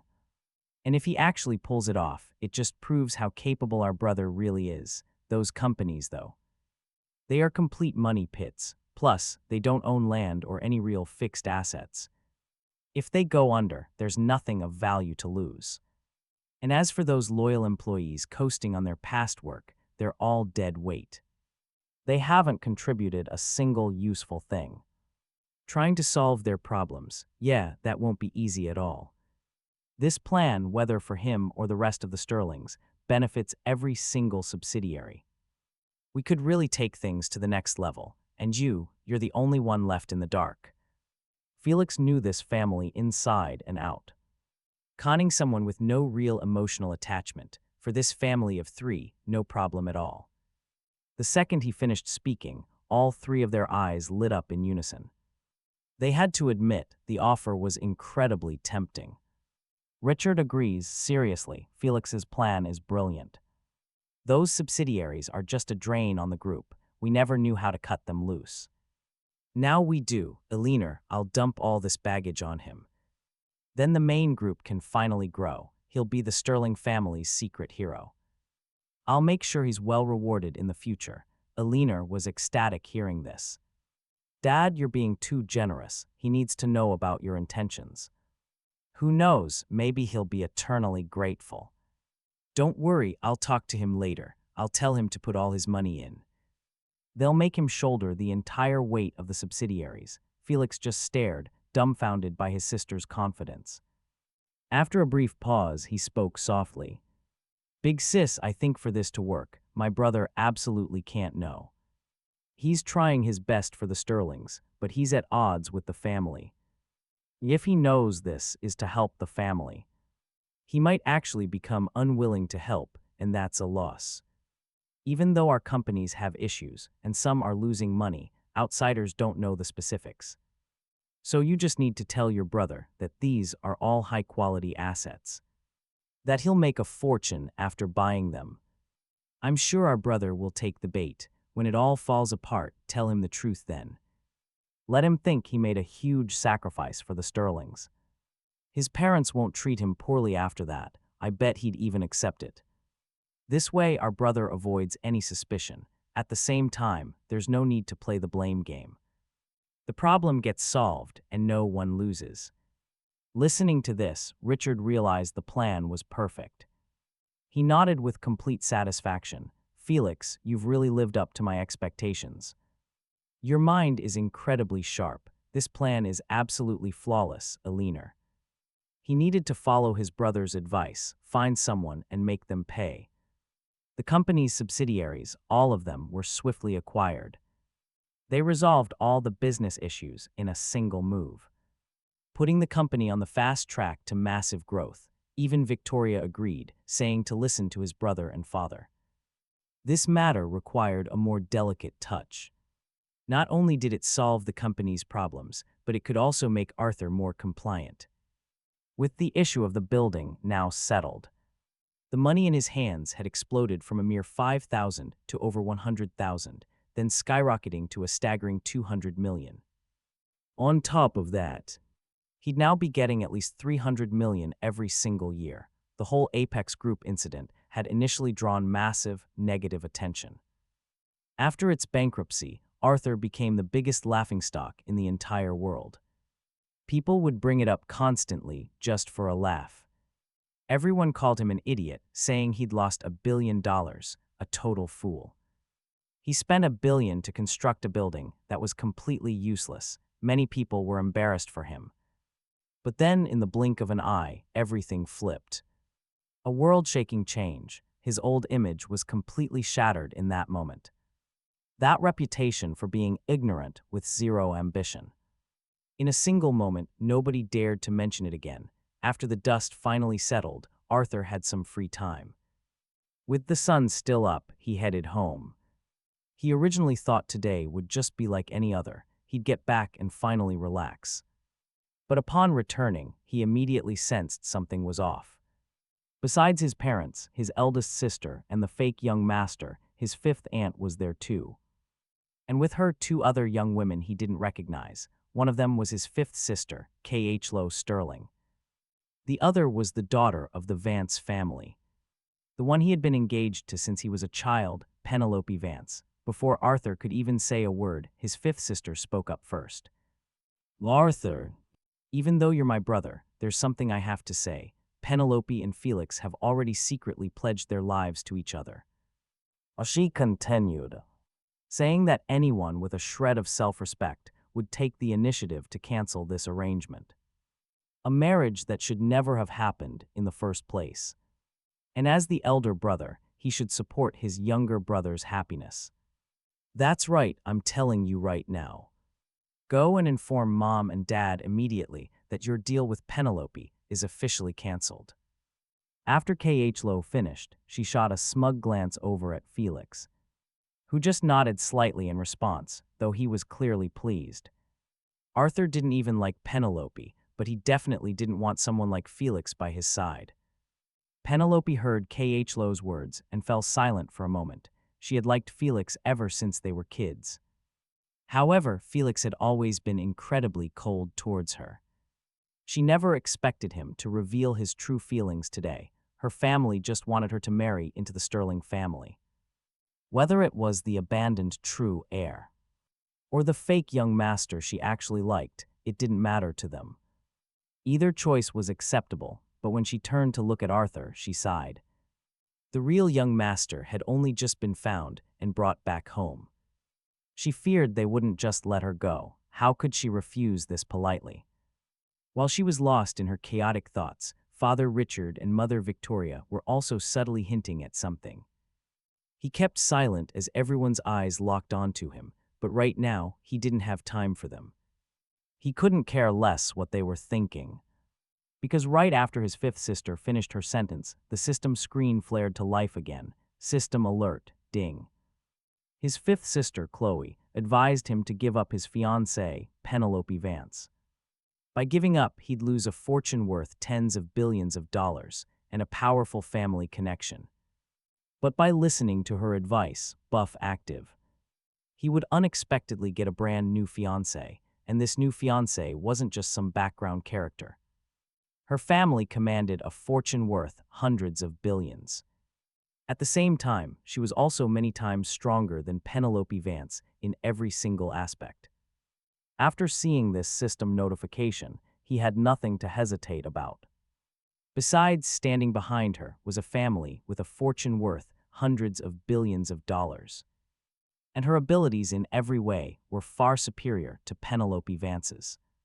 In the future, he would own countless properties and have so much work to do. A fiancée powerful enough, or even a wife, could make everything so much easier for him. Furthermore, regardless of the relationship between Penelope and Felix, they were basically two childhood sweethearts. The whole situation made him uncomfortable, so he spoke up without any hesitation. "Fifth sister, since you put it that way, then I can't keep her. Let's do as you said." From this moment on, the woman named Penelope Vance has absolutely nothing to do with me, and Mom and Dad already said it right. Whether it's me or brother Felix, we are both their sons. So it's perfectly normal for either of us to fulfill this marriage agreement. What he said left everyone present completely stunned. Felix hadn't directly refuted anything. That's because he was sure Arthur wouldn't agree. After all, this was a family with a fortune of tens of billions of dollars. The fiancée of a rich heiress, plus Penelope was quite beautiful. Only an idiot would ever give up this kind of opportunity. At least, that's what he thought. And he wasn't the only one with this idea. Even his fifth sister, Chloe, who spoke first, had the same thought. The only person who was absolutely thrilled was Penelope. For years, Felix had been pursuing Serena Croft, also known as Zhang Muyao, the goddess of the academy. Even after she became the president of a group worth $5 billion. Initially, Penelope thought she had no chance. But everything that happened today made her feel like her opportunity was right in front of her. "Arthur, right, since you are so understanding, then let's do as you say. Our engagement is officially terminated. The marriage agreement between our two families, let's change it from you and me to me and brother Felix." Speaking of which, she looked at the Sterling parents a bit shyly. "Uncle, Auntie, since Arthur doesn't appreciate me, and Felix and I are childhood sweethearts, please approve." Her request came so fast, the older couple didn't even realize what was happening. They both glanced over at Felix, who was finally woken up. He stepped forward with a smile on his face, then he bowed to Arthur first. "Brother, I am very sorry. Since you haven't been back here for a few years, the marriage relationship between the Sterling family and the Vance family has always existed. So everyone just assumed it was Penelope and me. Originally, if you didn't want to approve, I would have reluctantly agreed. After all, Arthur is their biological son, but since he's agreed to fulfill their request. The father accepts. Arthur, however, is filled with pure disgust. He sees the toxic connection between these two. They aren't anything close to a real couple. The problem is, one is willing to give while the other is more than willing to take, and they agreed right in front of everyone. They are completely shameless, but they don't know he recorded everything. Nothing they say matters now, the deal is done, so Arthur just nods. He tells them that if they have feelings, they should just move forward. Get on with the relationship quickly. I won't interfere, I am quite busy. So when's the wedding? Just let me know when the time is right. I can even send a gift. If there's nothing else, I will leave. Arthur turns to go. He just wants to get back to his own space. He only takes a few steps before Felix stops him. Brother Arthur, don't rush. Since you approved my request, I have to show my gratitude with action. Perfect timing. When I was at the company, my sister told me something. She mentioned several companies belonging to the Sterling Group with huge benefits. But due to an oversight during the initial acquisition process, Some of these companies have overlapping functions, therefore the group is now preparing to unload a few of them. Certain companies are for sale. These branches are all solid businesses. If you have the cash, you could acquire them all. Arthur now owns a kennel business worth billions. If the company he buys is run well, his future business empire might rival the entire Sterling family. Hearing this, Chloe scoffs. She says irritably, Felix, for a guy like him, good news, you shouldn't have told him. He has so much money and no idea what to buy. He doesn't even know how to spend money on his family. Hearing this, the eldest sister Alina interrupts. Chloe, how dare you? Arthur is our brother. Then she turns to Arthur. Your brother Felix is right, since you have money. You can take over part of the business. You could even acquire them all. I came here intending to sell these companies to someone else anyway. But you are still my brother, if you're willing to accept this deal. Then we will give you priority, Richard adds, since your sister and brother have said so. I have no objection. You really should thank them both. If it wasn't for them, you would never be able to acquire these companies. Even Penelope speaks up. Arthur, you're so lucky to have such a great family. So what if you lost me, your fiancé? You still have a family that always cares about you. You should be happy. Brother Felix helped you. It was his idea. They want you to buy subsidiaries of the Sterling Group. It's a huge opportunity. Don't you dare be ungrateful about it. At this moment, Felix steps forward, taking Penelope's hand and saying, Brother, so you lost a beautiful fiancé, but you still have opportunities to make money. Pretty good, right? He says it all just to provoke Arthur into giving him money, but he doesn't even get to react. Not yet. A sudden knock sounds at the door. Everyone looks over as they see the butler has opened the door, and the visitor is none other than Lawyer Lincoln arrives on the scene, with Ling witnessing the entire entrance. A small smile plays on Arthur's lips. He knows exactly why the lawyer is here. It's all about the inheritance. The rest of the Sterling family, however, is completely oblivious. Felix looks at Arthur with a smirk and says, Well, brother, cat got your tongue. So you were waiting for Lawyer Lincoln. You wanted Lawyer Lincoln to review your case, is that right? No problem, he's here now. You should take a good look at the state of these companies. Check if there are any issues with the contract. If you find no problems, you can go ahead and sign with the school. As he speaks, he pulls out some documents. He slides them across the table, right in front of Arthur. This is all just a pathetic attempt to lure him into their trap, but what happens next is completely unexpected. It shatters the family's every expectation.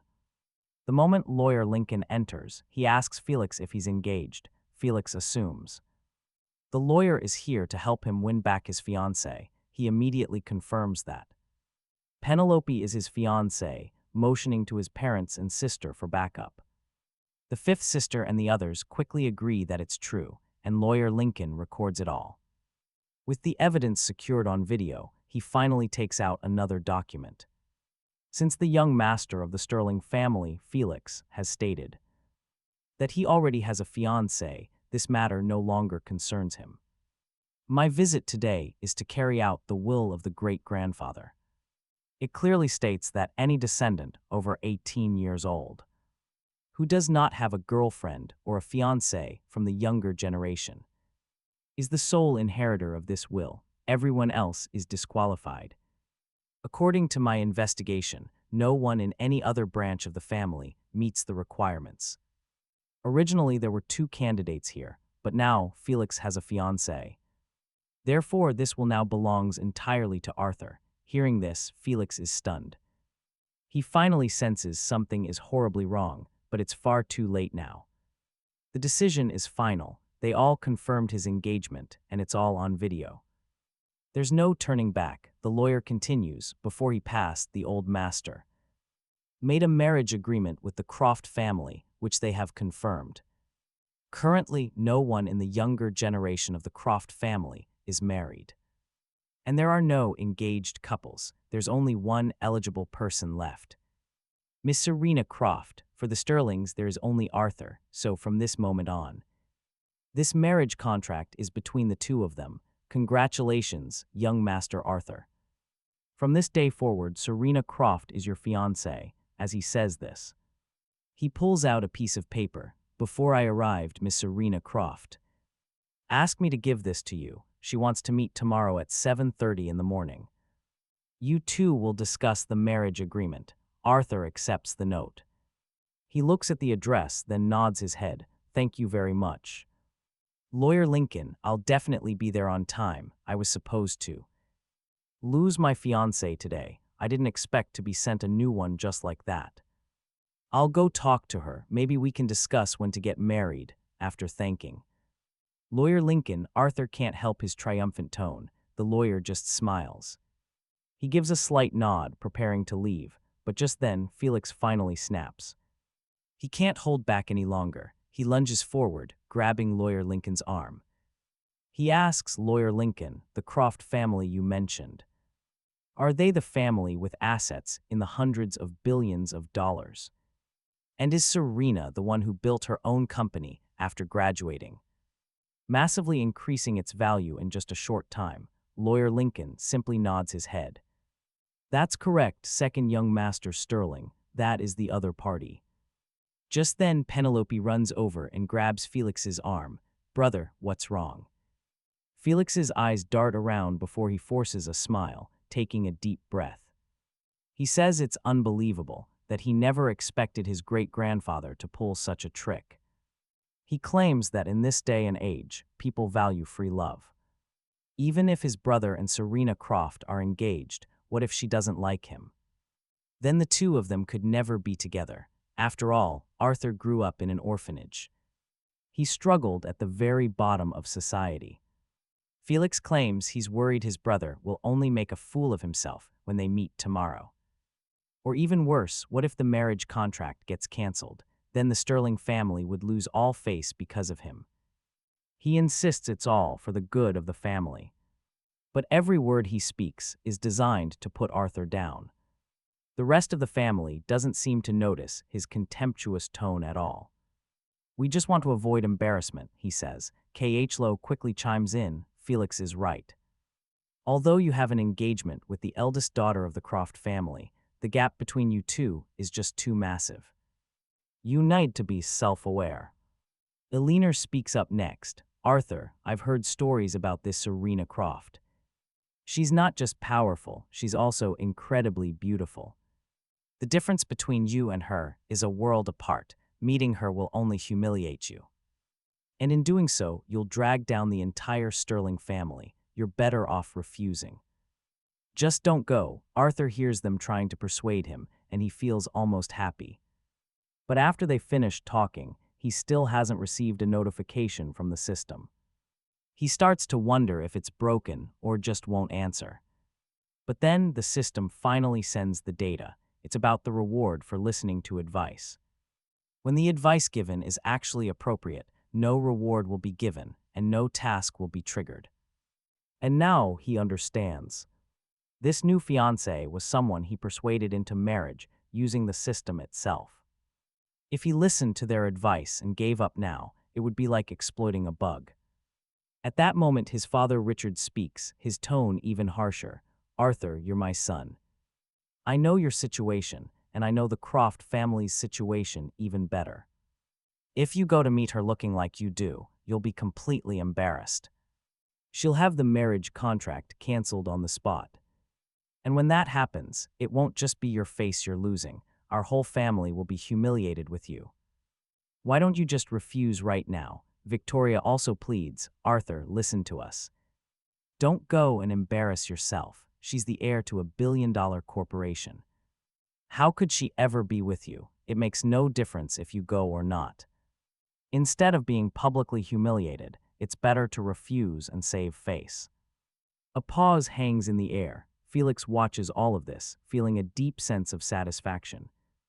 He thinks to himself, maybe he should go instead. What if Serena Croft accidentally mistakes him for her real fiancé? This could be his chance with her. But while he's lost in his own schemes, Arthur doesn't give him another moment. About that company acquisition he'd mentioned, and right on cue, a system notification. A system alert dings, listen to your family's advice, acquire the group's unnecessary subsidiaries. But after the purchase, he'll face a whole lot of backlash from the long-term employees. The company is teetering on the brink of bankruptcy. He could even fall into massive debt. He'd need to use his own money to cover the losses. He accepts the advice, buff active. After he buys the company, the senior staff will get their salary benefits slashed to the minimum. In return, the secret formula for 3 new daily chemical products. After they launch, his new company will, at the very least, stay afloat. With good management, it's completely possible to grow tenfold, even 100-fold. If it weren't for that system prompt, he would have walked away a long time ago. Did they not get it? Ending the marriage contract like this would crush the other party, right? So he decides to speak up. You're just trying to stop me from going. Don't you get that not going would offend them even more? He declares, I don't care what you think. I'm still going, then he pivots back. Let's continue. Didn't you say this group has companies it wants to sell? I have $200 million on hand right now. Plus another 2 to 300 million coming in each year. If you have any companies like that, I'll buy them. The entire family looks completely floored. Then the realization slowly dawns on them. Instead of that, just wait until tomorrow. Felix realizes what's happening too, this whole fiancé story. He can figure out a solution tomorrow. The real goal now is to free himself from all the group's burdens. But what will the goddess Serena Croft think when she finds out he's so slow? After he buys a pile of junk companies, whatever good impression she had of him might just go up in smoke. This way, when they meet tomorrow, he can be direct. But the chances of the negotiations completely falling apart are also getting higher. Mom, Dad, I think my brother is right. Suddenly canceling the marriage contract just won't work. And now, my brother wants to acquire some of the group's companies. Why not just transfer a few companies into his name first? Of course, this group isn't exactly part of our family. So the company can offer a lower price, but not too low. Since he has 200 million, let's start with that amount. One of them is worth about the same. Sell the company to my brother. This was the idea the whole family had been thinking. Now that Felix had said it, his eldest sister Alina continues. If it's 200 million, the only thing the group can offer are its entertainment companies. Which, honestly, isn't a bad plan at all. Your brother gets something valuable, an entertainment company worth about $100 million. And you already own one worth 200 million. This is great. Now the two brothers can compete against each other. Let's see which company develops better. Ever since he came back, he's earned a crazy amount of money, but it was all just dumb luck. None of it proved his actual ability. They know he wants his parents' approval, but he hasn't shown anything. How can you get their approval? Buy an entertainment company, compete with Felix. Let's see whose company is doing better. This would make it easy for his parents to finally see his potential. This is his chance to properly integrate. They're asking him to join the family, a classic blatant guilt trip. Or maybe emotional blackmail. Good thing he never cared about them anyway. He knew from the start they just wanted to sell him something, and this was it. An entertainment company, he's actually interested, but he had questions first. What's the company's real situation? Last time Felix took him somewhere. He trusted the guy completely and walked straight into a massive trap. Now he's being led again. He needs to check this entertainment company for problems. If things check out, he'll buy it. In the end, it is just a subsidiary. As a subsidiary, he figured it couldn't have any major problems. Right. He already knows the family's been planning this move for a very long time. So of course he won't refuse. His eldest sister and Felix lead him there. They head to the entertainment company. Once inside, the whole place seems fine. It actually leaves a pretty good first impression, even looking at company files. He finds no issues with reports or anything else, but that's the thing. The bigger the problem, the better it's hidden. This just confirms his suspicions. This company is in serious trouble, but none of that really matters. The main goal is to acquire this company, so no matter what problems exist. He just pretends not to know. After the tour, he gives them his answer. He is completely satisfied. He has learned all about the company's situation. Overall, it's quite good. He's happy with everything. He is ready to buy. If you can, transfer the company's ownership to my name right now. As soon as the company gets the money, I'm leaving, since he said that so bluntly. Felix and his sister don't waste any time. The process is surprisingly fast. It took a little over an hour. The company was officially his. Since the company is now under my name, I'm going to go take over. Go back and tell your parents I might not be home tonight. Hearing this, Felix quickly steps in to stop him, saying, "Wait, it's already 2 or 3 in the afternoon. Taking over the company at this time will be very inconvenient. Why not go meet Serena Croft tomorrow?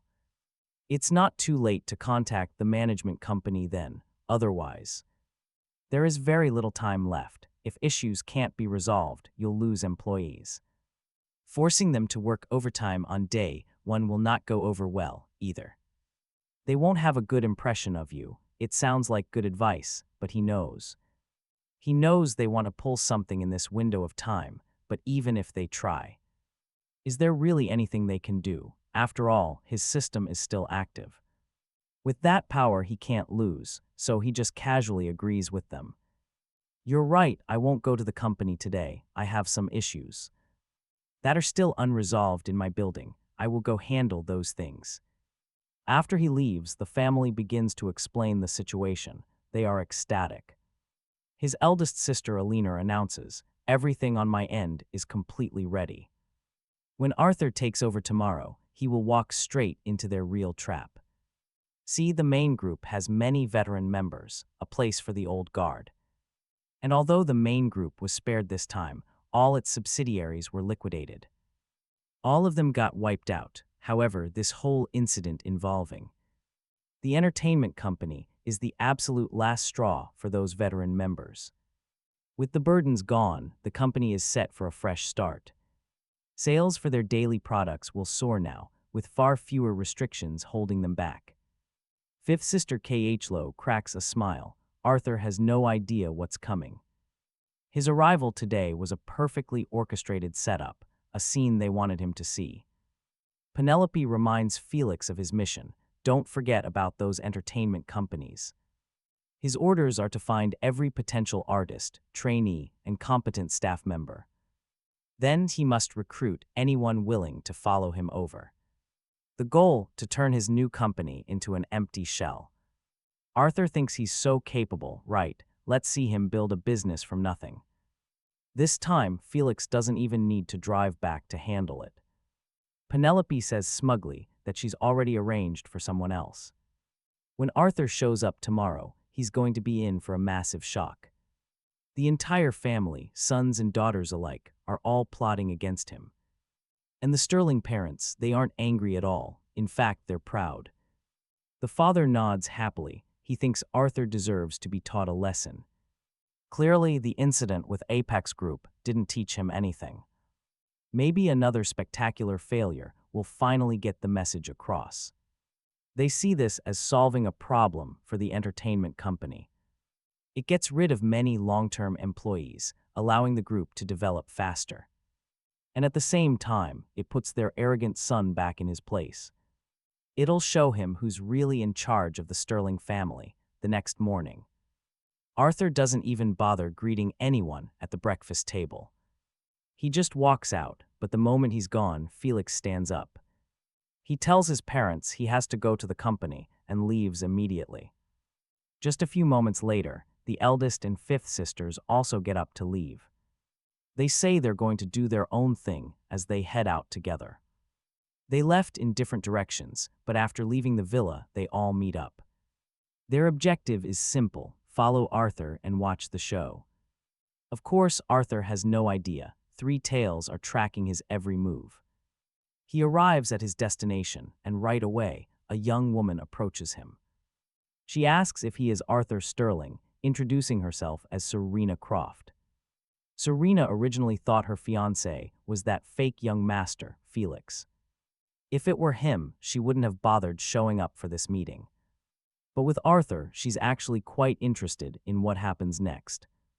She tells him she's different from most people. She doesn't care about the process. Only the results matter. As his fiancée, she asks, did she misjudge him? Arthur wasn't expecting her to be so direct, but he takes it in stride. He calmly nods. Congratulations, you didn't misjudge him at all. He reveals he just bought Sterling's Thunder Entertainment yesterday. And today, he plans to take it over completely. He asks if she owns a company too.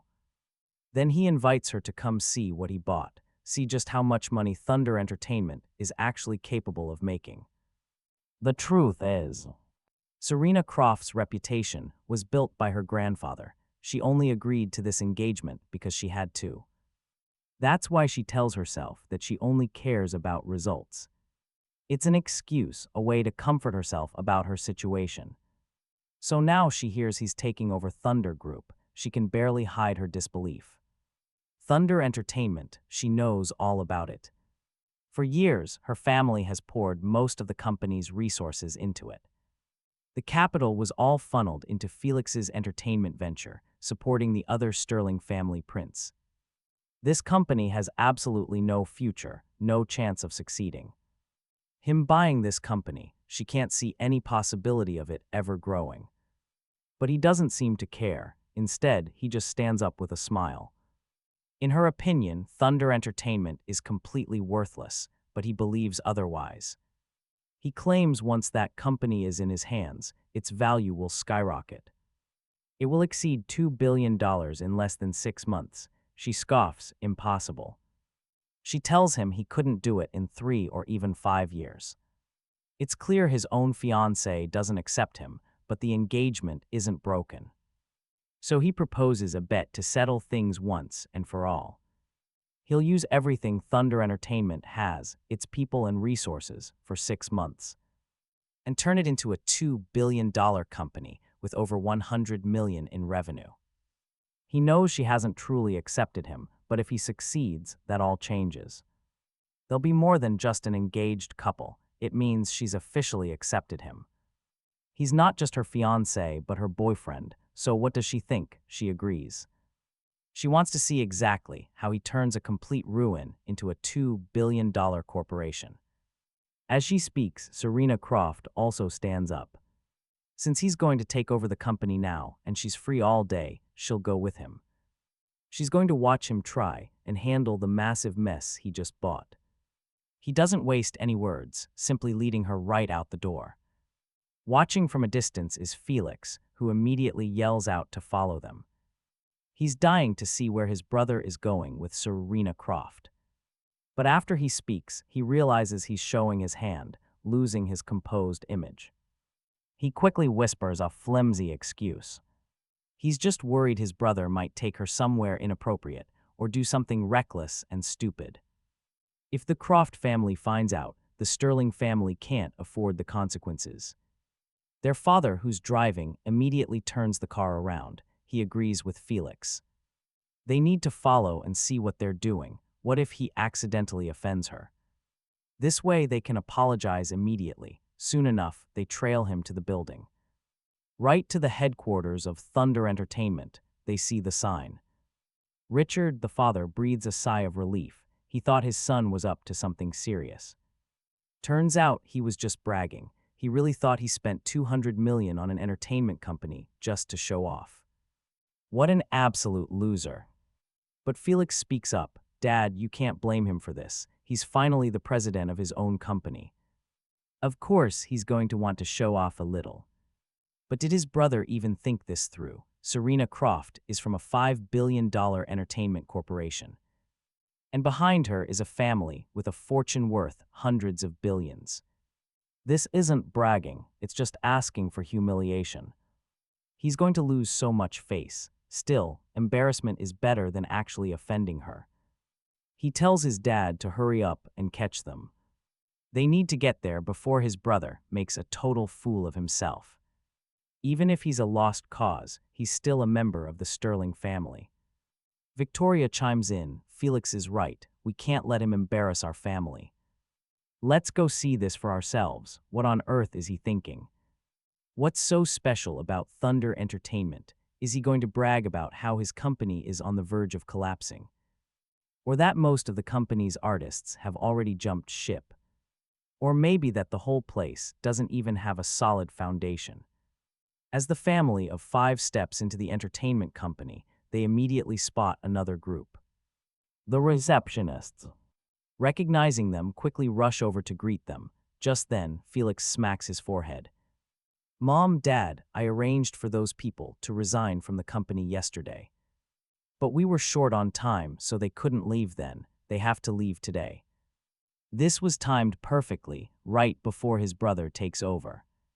Since they're joining my company, I should welcome them. Is that a bad look?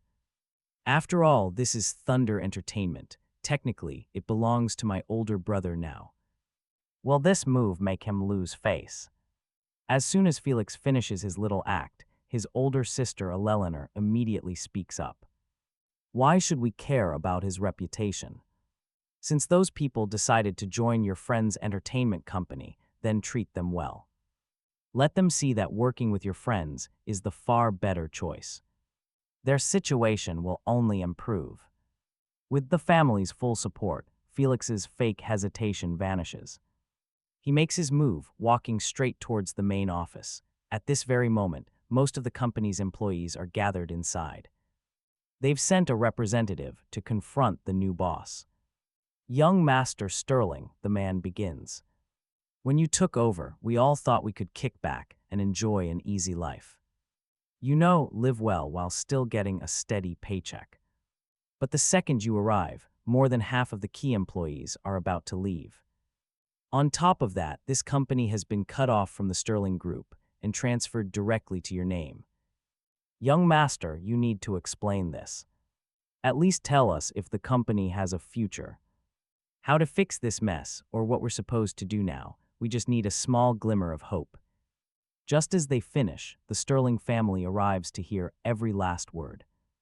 Felix witnesses this scene with a faint smile. He quickly hides it, waiting to see how his brother handles this crisis. Not only is the company bankrupt, he now has to face an employee mutiny.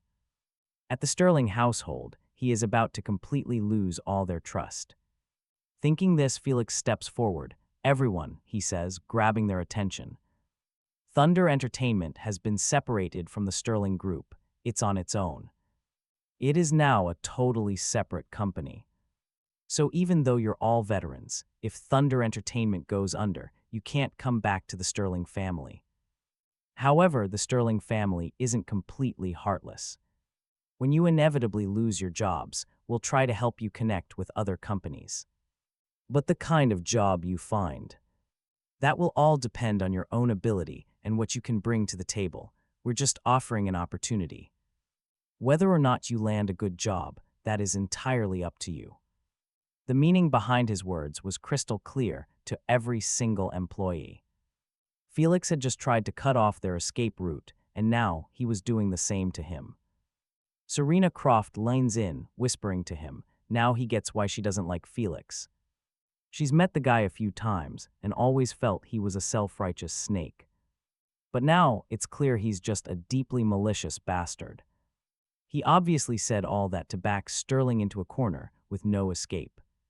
This company is clearly running a scam on him, so can he actually turn this around? Hearing her concern, Sterling just smiles. Is she actually worried about him? Totally unnecessary. This is just a small problem. All she has to do is watch. The whole thing will be over in a moment. He hasn't even said anything yet. But Felix's words trigger a system notification. Ding. Toxic advice received. The system's response, a reversed buff. Double their salaries and offer profit sharing. Their loyalty and productivity are about to hit max. Maximum capacity. The more he gives, the more loyal they become, and the stronger they're. Money-making ability, the better for him. Hearing the system, he doesn't hesitate. Not for a second. Felix, you're right. He then addresses the employees. Everyone's salary is doubled, and Thunder Entertainment won't be limited to just this. In the future, it's going to become the massive Thunder Group. Therefore, every single employee, regardless of what their profession is, as long as they can bring value to the company, will get their reward. He promises every position a bonus, so long as they contribute to the company. And to expanding the business, they will all receive a corresponding reward. That maximum bonus can range from 10 to 30% of the profits. Real dividends from their industry, and even if things go bad working for him. Even if Thunder Entertainment somehow completely fails one day, and the company goes totally bankrupt, he'll make sure they all get rich first. Rich enough to cover all their living expenses for the next few years. The second those words leave his mouth, everyone in the room is just stunned. The company executives are the first ones to rush up and sign their new contracts. And the moment the ink is dry, the money hits their accounts. The entire group is ecstatic, thanking President Sterling over and over. They swear they'll do their best to keep the company's operations running smoothly. As long as they're all in it together, they will dedicate themselves completely. That's right, President Sterling, another one shouts, putting everything else aside. Just this bonus and your salary is more than enough for me. I'll do my absolute best to keep this place running for as long as possible. After all, the longer it lasts, the more money they make. The company is revived. This entire scene leaves the Sterling family members absolutely dumbfounded.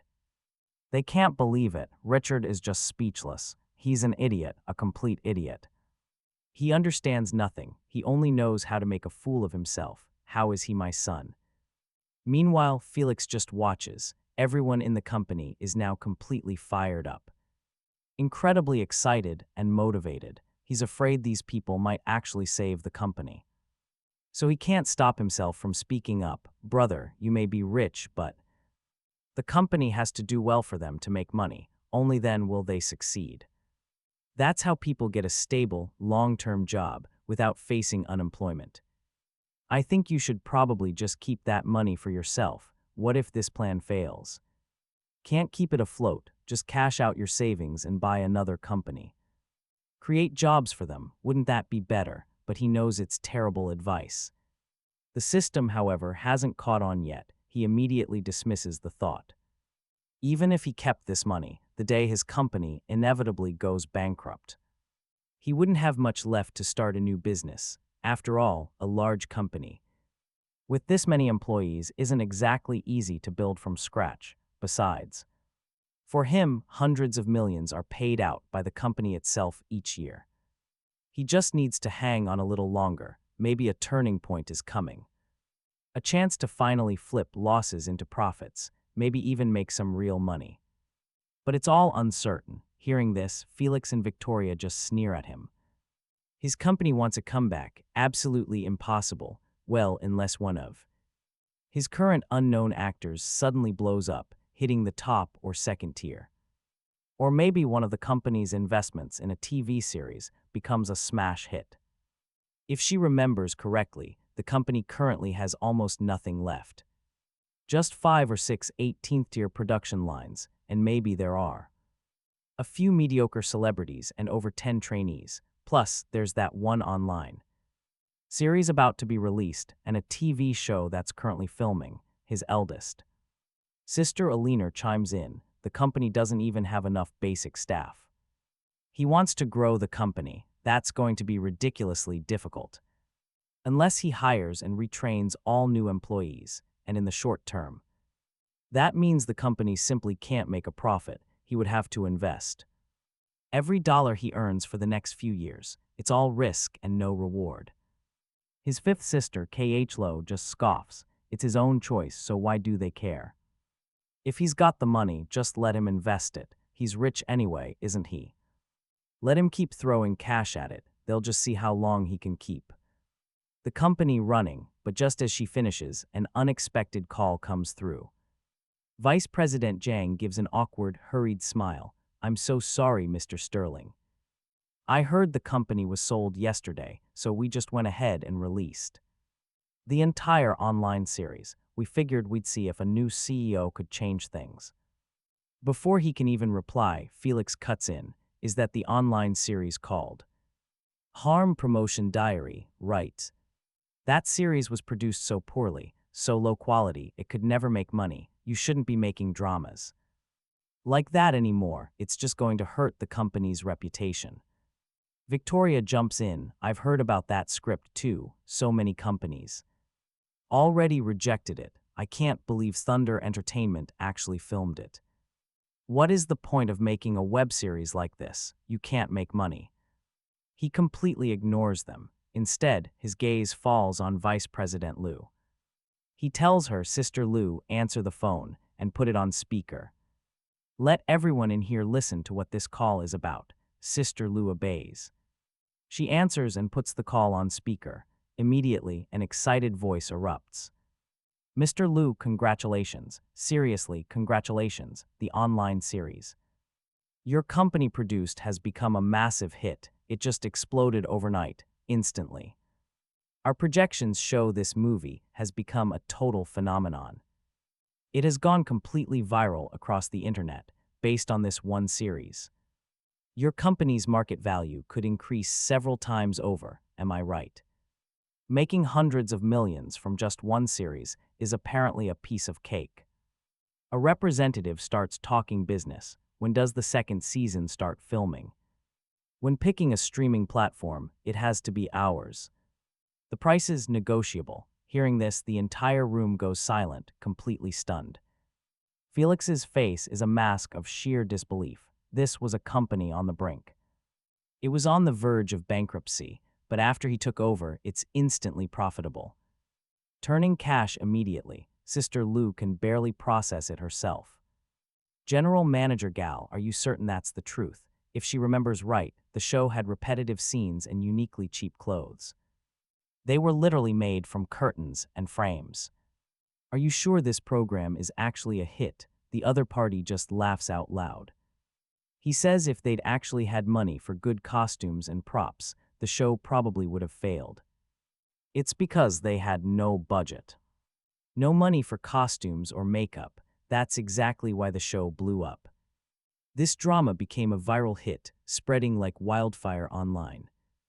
And the main reason people watched was thanks to those exaggerated, super simple costumes and makeup. Netizens said they'd never seen such a hilariously low-budget TV drama. Everyone wanted to see the train wreck out of curiosity, and the show exploded. And right then it clicks. Everyone immediately grabs their phones to check. Felix is frozen when he sees the show trending, originally Thunder Entertainment. That company was a sinking ship, a massive burden for anyone who touched it.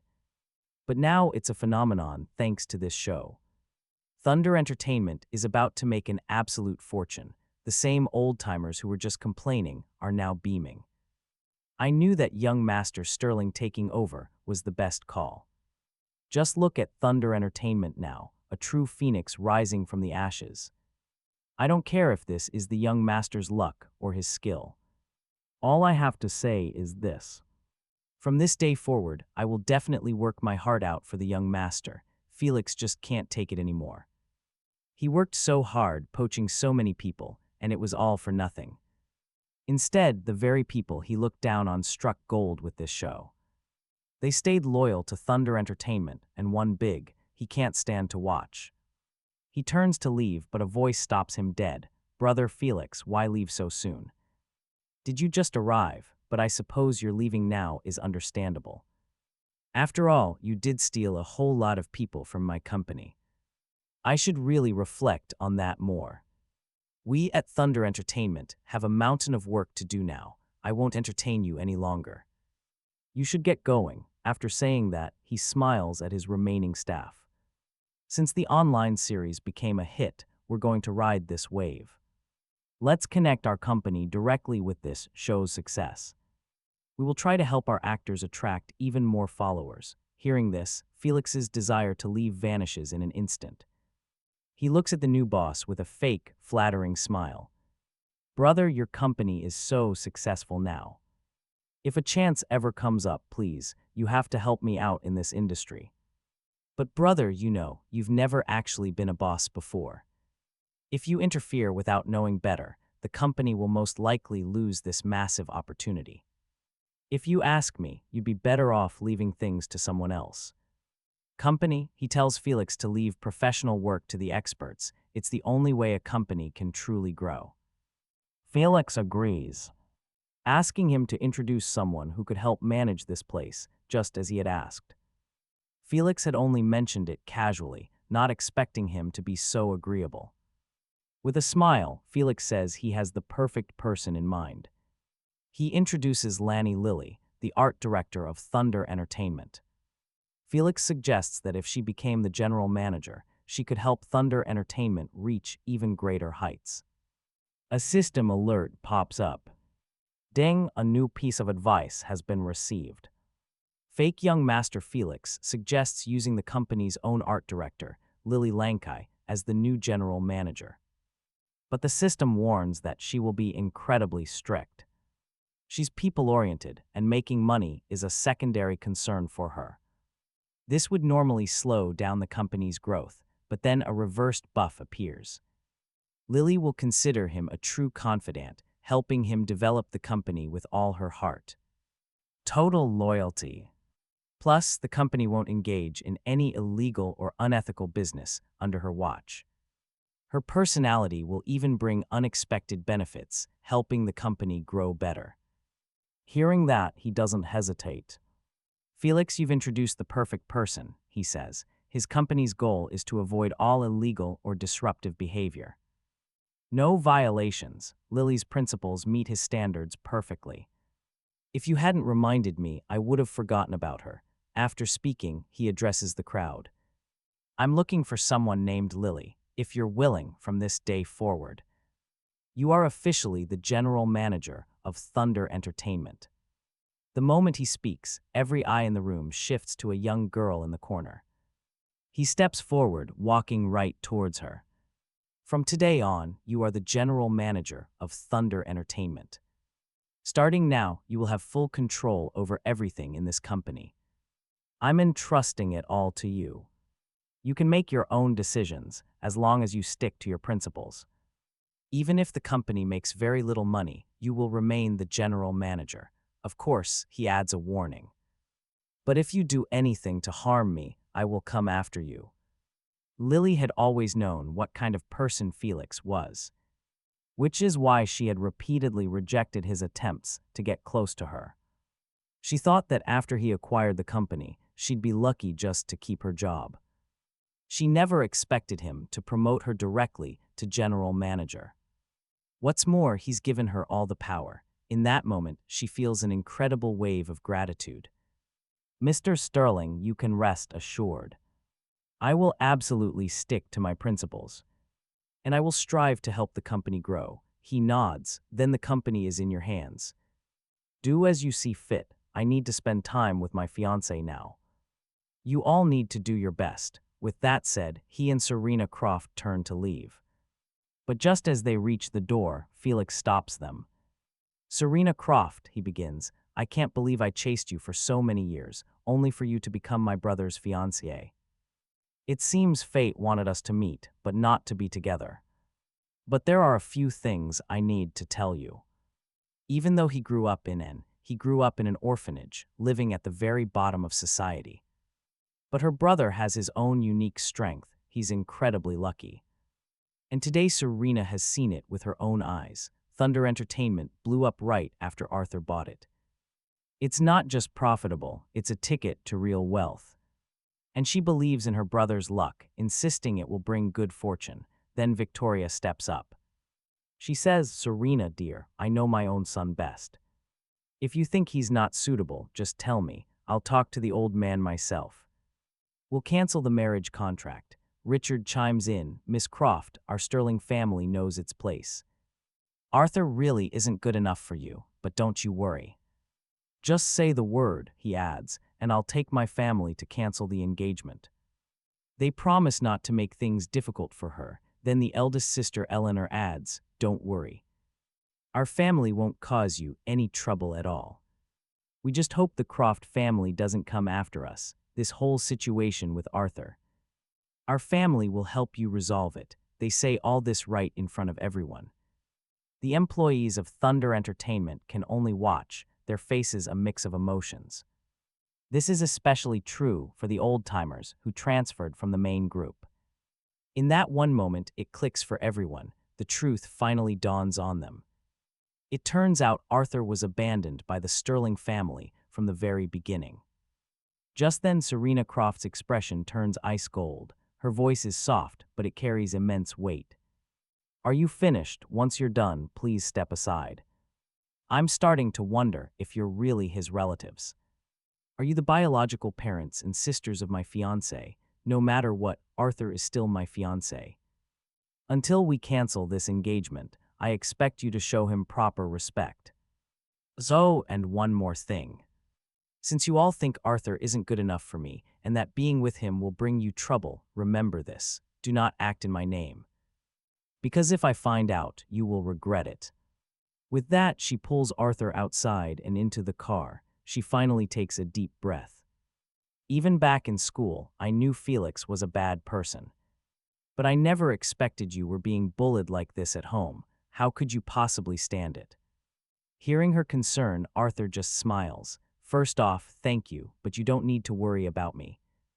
You see them for who they are, and so do I. Did you forget? I brought you to the company today for a reason. I wanted you to see with your own eyes how this place prints money. And I'm willing to listen to their nonsense because I know I'll benefit from it at the same time. They also get to watch me succeed, seeing that miserable and depressed look on their faces. That's what makes me truly happy. As for Felix's opinion, on matching social status, I actually think he has a point, so don't worry. Just give me a little time. I'll be your equal in social status soon enough. And remember, this isn't about the Sterling family matching your family, not at all. It's about Arthur Sterling matching your family. Serena Croft actually smiles at his raw confidence. Since you're so sure, she says, then let's make an agreement. The day your personal assets exceed 100 billion, we will get married. He understands her meaning instantly. No problem, let's do it exactly as you say. I'm sure our wedding day is not far off. However, she adds one last thought. If you truly want to develop and mature, the best way is still through the Sterlings. He needed their advice, so he didn't stay out long. Back after dinner, he thought maybe his family could offer some help. But what he came back to was unbelievable. They are all ignoring him. He wonders how many days this family can wait, but the very next morning, as he got ready to go to Thunder Entertainment, he discovered an extra person had arrived at the Sterling family home. Seeing him step out, Penelope speaks arrogantly, saying she found out after asking around that his meeting with Serena Croft was forced by the old man of the Croft family. He made her accept the agreement. And that old man from the Croft family won't live much longer. When he dies, the engagement is over. Unless some miracle doctor appears and extends the old man's life a little. If the old man lives a few more years, maybe then the two can still get married. After Penelope finishes, Felix, standing next to her, continues with a worried look.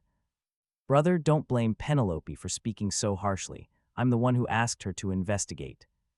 After we learned the result, I even hesitated. I considered not telling you because I was afraid you would be too sad. But what could I do? You're my brother. I had to tell you this truth. I just hope you won't blame me for taking matters into my own hands. Hearing this, he was speechless. If an investigation was done, then he needed a hint. He needed advice, not just the results. Thinking this, he decided to speak. Since you came to tell me all this, is there really no solution? No matter the method, as long as it can be solved, I am willing to try it. The two of them look at each other, a matching smile in both their eyes. The best way to solve his problem. That would mean offending the old man, or even being the reason the old man dies early. Then his fiancée would be his no more. At the same time, this would also offend the powerful Croft family. His business would be completely lost. Felix hesitates for a second, then speaks. Brother, since we have already told you about this, of course, I have a solution ready for you. Otherwise, what would be the point of this? Then, he hands our hero a key. He's being sent to learn the 13 phantom needles, the ancient Kim Chum technique. The only thing that might cure Grandpa Croft. Then a system alert. Ding, toxic advice received. The fake young Master Felix is forcing him to study medicine and learn the 13 phantom needles. But he has absolutely no talent in this field, not in 3 months, not in a lifetime. It's an impossible task for him, but then a reversed buff is activated. His medical talent will be transformed into something extraordinary. All he has to do is spend 3 hours studying every day. In 1 month, he'll pass the first gate. The gate of the 13 phantom needles. If he spends 8 hours studying every day, he will completely master the legendary 13 phantom needles technique within just a month. As the system's voice fades, he steps forward and calmly accepts the key. After expressing his thanks, he returns to his room on the ground floor. After a moment, Felix and Penelope snap out of their daze. Penelope laughs loudly. Luckily, he isn't my fiancé. Otherwise, I couldn't stand him being this stupid. The 13 needles of the ghost gate, so easily broken, the trap is already set. Felix smirks when he hears this. Great, isn't it? This gives me the opportunity. I'll bribe them, his Thunder Entertainment Company, and even the building management. Once he's in trouble, that's when I can get it all for myself. Thunder Entertainment, that building, he says, holding Penelope. It'll be his easily. As they head towards the building, Penelope asks him, confused. Brother Felix, why are we going to Thunder Entertainment in person? All you need to do is bribe a few people and plant some spies inside. So what's the point of going to their headquarters ourselves? Felix just smiles. How could this be meaningless? He asks. The appeal of that TV series hasn't faded one bit. So we'll buy the copyright for the second part and produce it ourselves. We can ride this wave and directly increase the value of our own brand. And at the same time, we can even train a few new talents for the company. That alone would be a huge victory, an incredible gain for us. This single move could even push Hoyu Entertainment's market value higher. Over $1 billion, but hearing this, Penelope isn't convinced. He responds with a heavy tone, saying he knows this is an opportunity. But right now, the one with the final say is Lily, and if she's not an idiot. There's absolutely no way she'll sell you the rights to that program. Hearing this, Felix just says confidently, I have no doubt. I'm sure she will sell me the copyright. I'm helping Thunder grow after all. They can't do anything to stop me. Thunder Entertainment is already mine. It's destined to fall into my hands. I'll just give her more money. Let her develop the company further while I secure the copyright. That lets our own entertainment projects flourish. It's a perfect plan. Killing 2 birds with 1 stone, and just as he says that, they arrive. They're at Thunder Entertainment, and the place is absolutely packed. It seems people from every major entertainment company showed up today. They're all here for one thing, the copyright to Herm Promotion Diary. It isn't just about the rights to the sequel, they also want exclusive access. Some people are even trying to buy out the entire copyright for themselves. While everyone is busy negotiating, Felix leads Penelope and pushes the door open. He addresses the whole room loudly, don't bother looking for a bargain. I'm willing to spend $50 million to buy every subsequent copyright. Of the Promotion Diary, I wonder if you're satisfied with that price. Silence. Nobody else makes a bid, so Lily hands the contract to Felix. Young Master Sterling, the contract is ready as soon as you sign. And transfer the money, then all subsequent copyrights will officially belong to you. Felix chuckles, taking the contract and glancing over its contents. After confirming there are no issues, he quickly signs his name. The other companies realize the deal is done. They all start to leave. Soon only Felix is left. Lily doesn't get it. What is he trying to do? But he's the CEO's brother, so she can't just let him leave. She accompanies Felix on a tour, thinking about that $50 million. She has to develop the company's various departments with that money. The celebrities under her banner need to improve their skills and make money. As they walk, Felix gives suggestions, acting as if he owns the company. Lily feels confused by his attitude, but his suggestions are actually quite useful.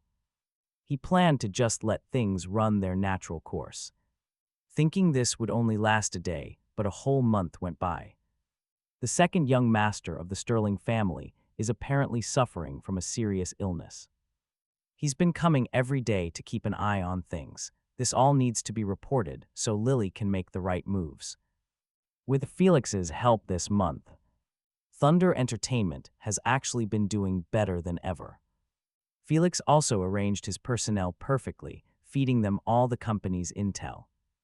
Because of this, the industry is booming. Once this problem is solved, he'll take over everything. His businesses can finally develop, and today, he at last steps out of the basement. Felix's face immediately contorts in pure surprise. "Brother, you're finally out. Have you figured out the 13 phantom needles?" He asks. Our hero nods decisively. After a whole month of isolation, he's finally decoded the true meaning of the 13 phantom needles and has even learned the technique itself. As he speaks, he pats Felix's shoulder, his voice filled with gratitude. "Felix, my brother, thank you. I have now mastered the 13 phantom needles technique.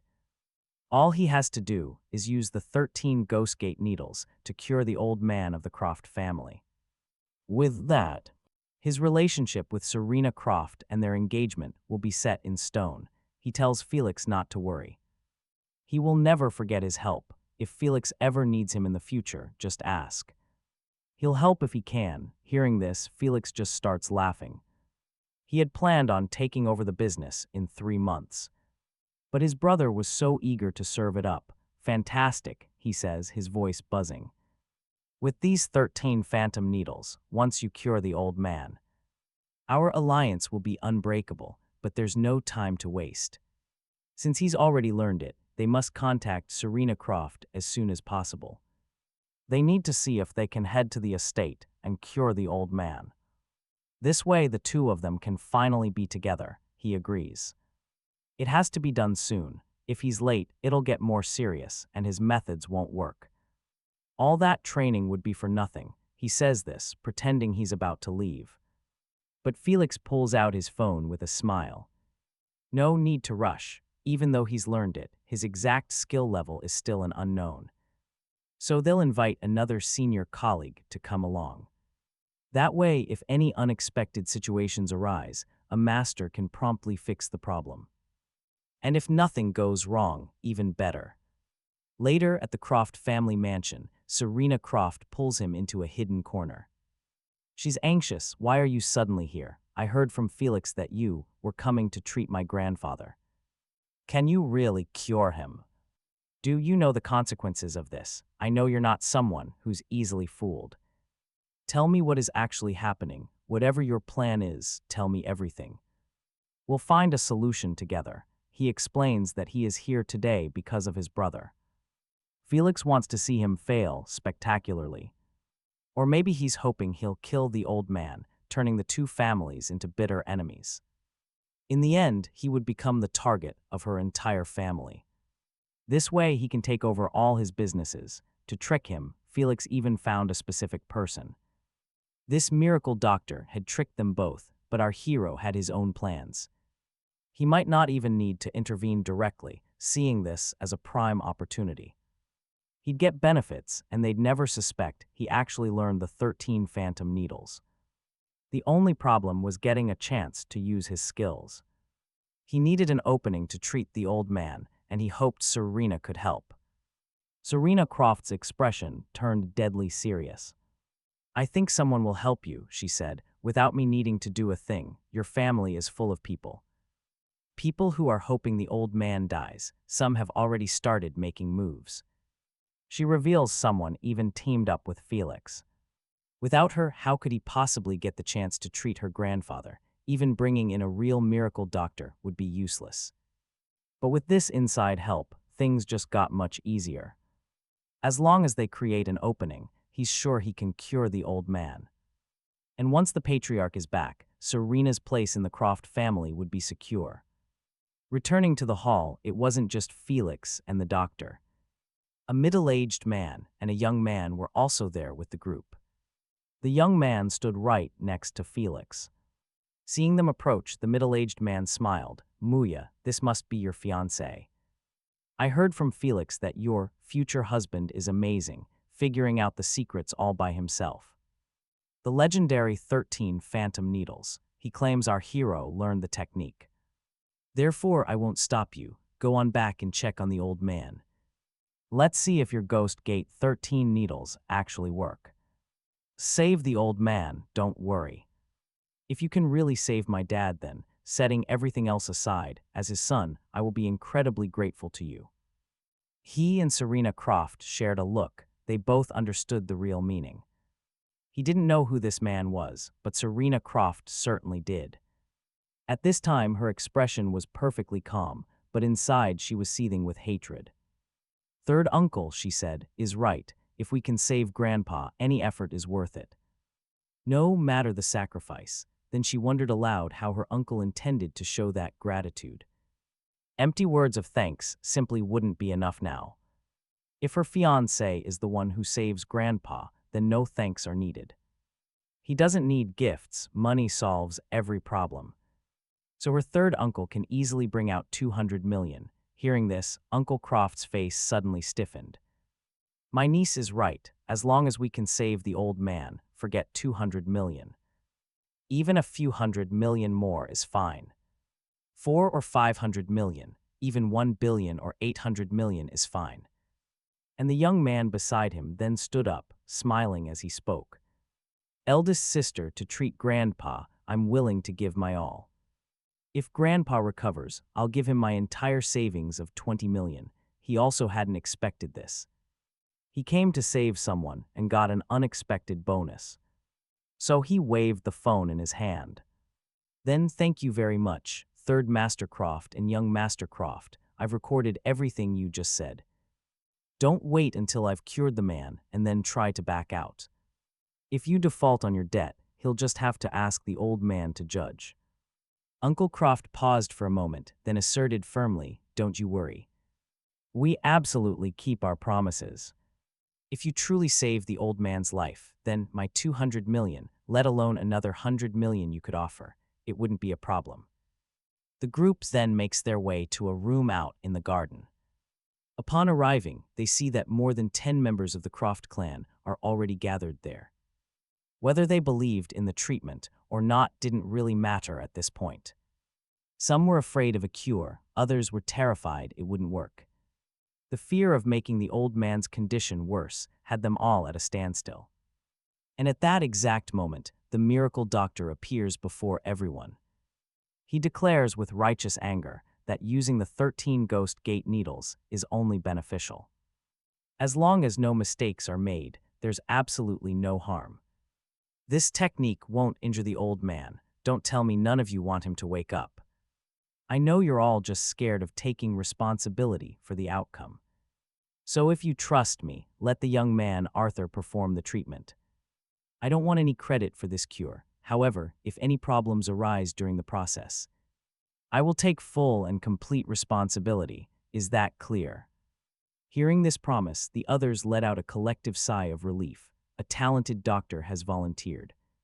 He's taking the blame. Now they can accept whatever happens. Seeing this, Arthur gives Serena Croft a nod, then leads her and the others inside. After watching the group disappear into the room, the Croft family's third young master confronts Felix. "Felix, are you positive that kid hasn't actually learned the 13 phantom needles? I'm telling you, if he did learn it and somehow saves the old man's life, then don't you dare blame me for what happens next. Third Master, relax. That kid has no foundation. I studied that technique for a whole month. He claims to have mastered it already. The 13 needle technique, that's completely absurd. Just wait. I've already spoken with the miracle doctor, telling him to play along. We'll let him act like the successor of the Ghost Gate, but when this kid makes his move, He's going to be the one who takes the old man's life. Our deal will be complete. Seeing Felix's absolute confidence, the third young master finally cracks a smile. No problem at all. If this plan succeeds, you can come to me for anything you need, kid. If I can help you, I absolutely will. Hearing this, Felix is over the moon. He can practically see his own bright and limitless future unfolding. Just then, the door creaks open again. Arthur is the first person to step out. Felix is ecstatic. He rushes forward, asking, "Brother, why are you out so soon? Could it be that your Ghostgate 13 acupuncture needles didn't quite work?" As he speaks, his eyes go wide in mock surprise. He exclaims, "Such a short time. Did you give up without even trying to treat the old man? You can't do that. You finally learned the 13 magic needles. How will you ever know what you learned without using them?" Was the 13 needle trick a success or not? Right at that moment, the miracle doctor and the others finally step out, and the doctor's expression is strange. It's unnatural. Clearly, whatever happened inside took him completely by surprise. Felix hides his excitement and says, "Miracle doctor, I am so sorry for this. I wasted your valuable time. I had no idea my brother hadn't actually learned the 13 needles. He just wanted to come here and try to cure the old man. What a disaster. Isn't this just a complete waste of everyone's time, though what he did was wrong? At least his intentions were good, right, and the old man wasn't seriously injured. I also want to thank you both for stopping my brother in time." Mistake, and right on cue, Uncle Croft steps out. Seeing him, Felix scrambles. He rushes over to the third uncle of the Croft family, bowing low. "Mr. Croft, my apologies. My brother got way ahead of himself. His actions gave you false hope, only to lead to disappointment. Worse, the old master was almost harmed. This is entirely his fault. I'll report this to my parents the moment I get home. My brother will absolutely be punished." Just then, a voice cuts in. His parents and two sisters have just walked in from outside. Richard immediately bows. "Third Master Croft, I am so incredibly sorry. I never imagined my son would be so arrogant, so overconfident. He's a nobody who's never even studied medicine, yet he dared to claim mastery of the 13 magic needles. I knew he was trouble. But I never thought he'd be bold enough to deceive Grandpa Croft. It's good you exposed him in time, before he could do anything. Otherwise, the old master's condition would have worsened. That's on my family. Since he made a mistake, he must be punished. Please do what's needed. Rest assured, after you're done, he'll learn an even harsher lesson at home." Watching the sterling patriarch's performance, Master Croft just smirks. He sees right through Felix's panic, a knowing smile on his face. "So, Patriarch Sterling, you're saying the mistake your son made is his alone to bear, and you'll also use this chance, this so-called mistake, to teach him a lesson. Is that about right?" "That's correct," Richard nods. "Though he's my son, he absolutely refuses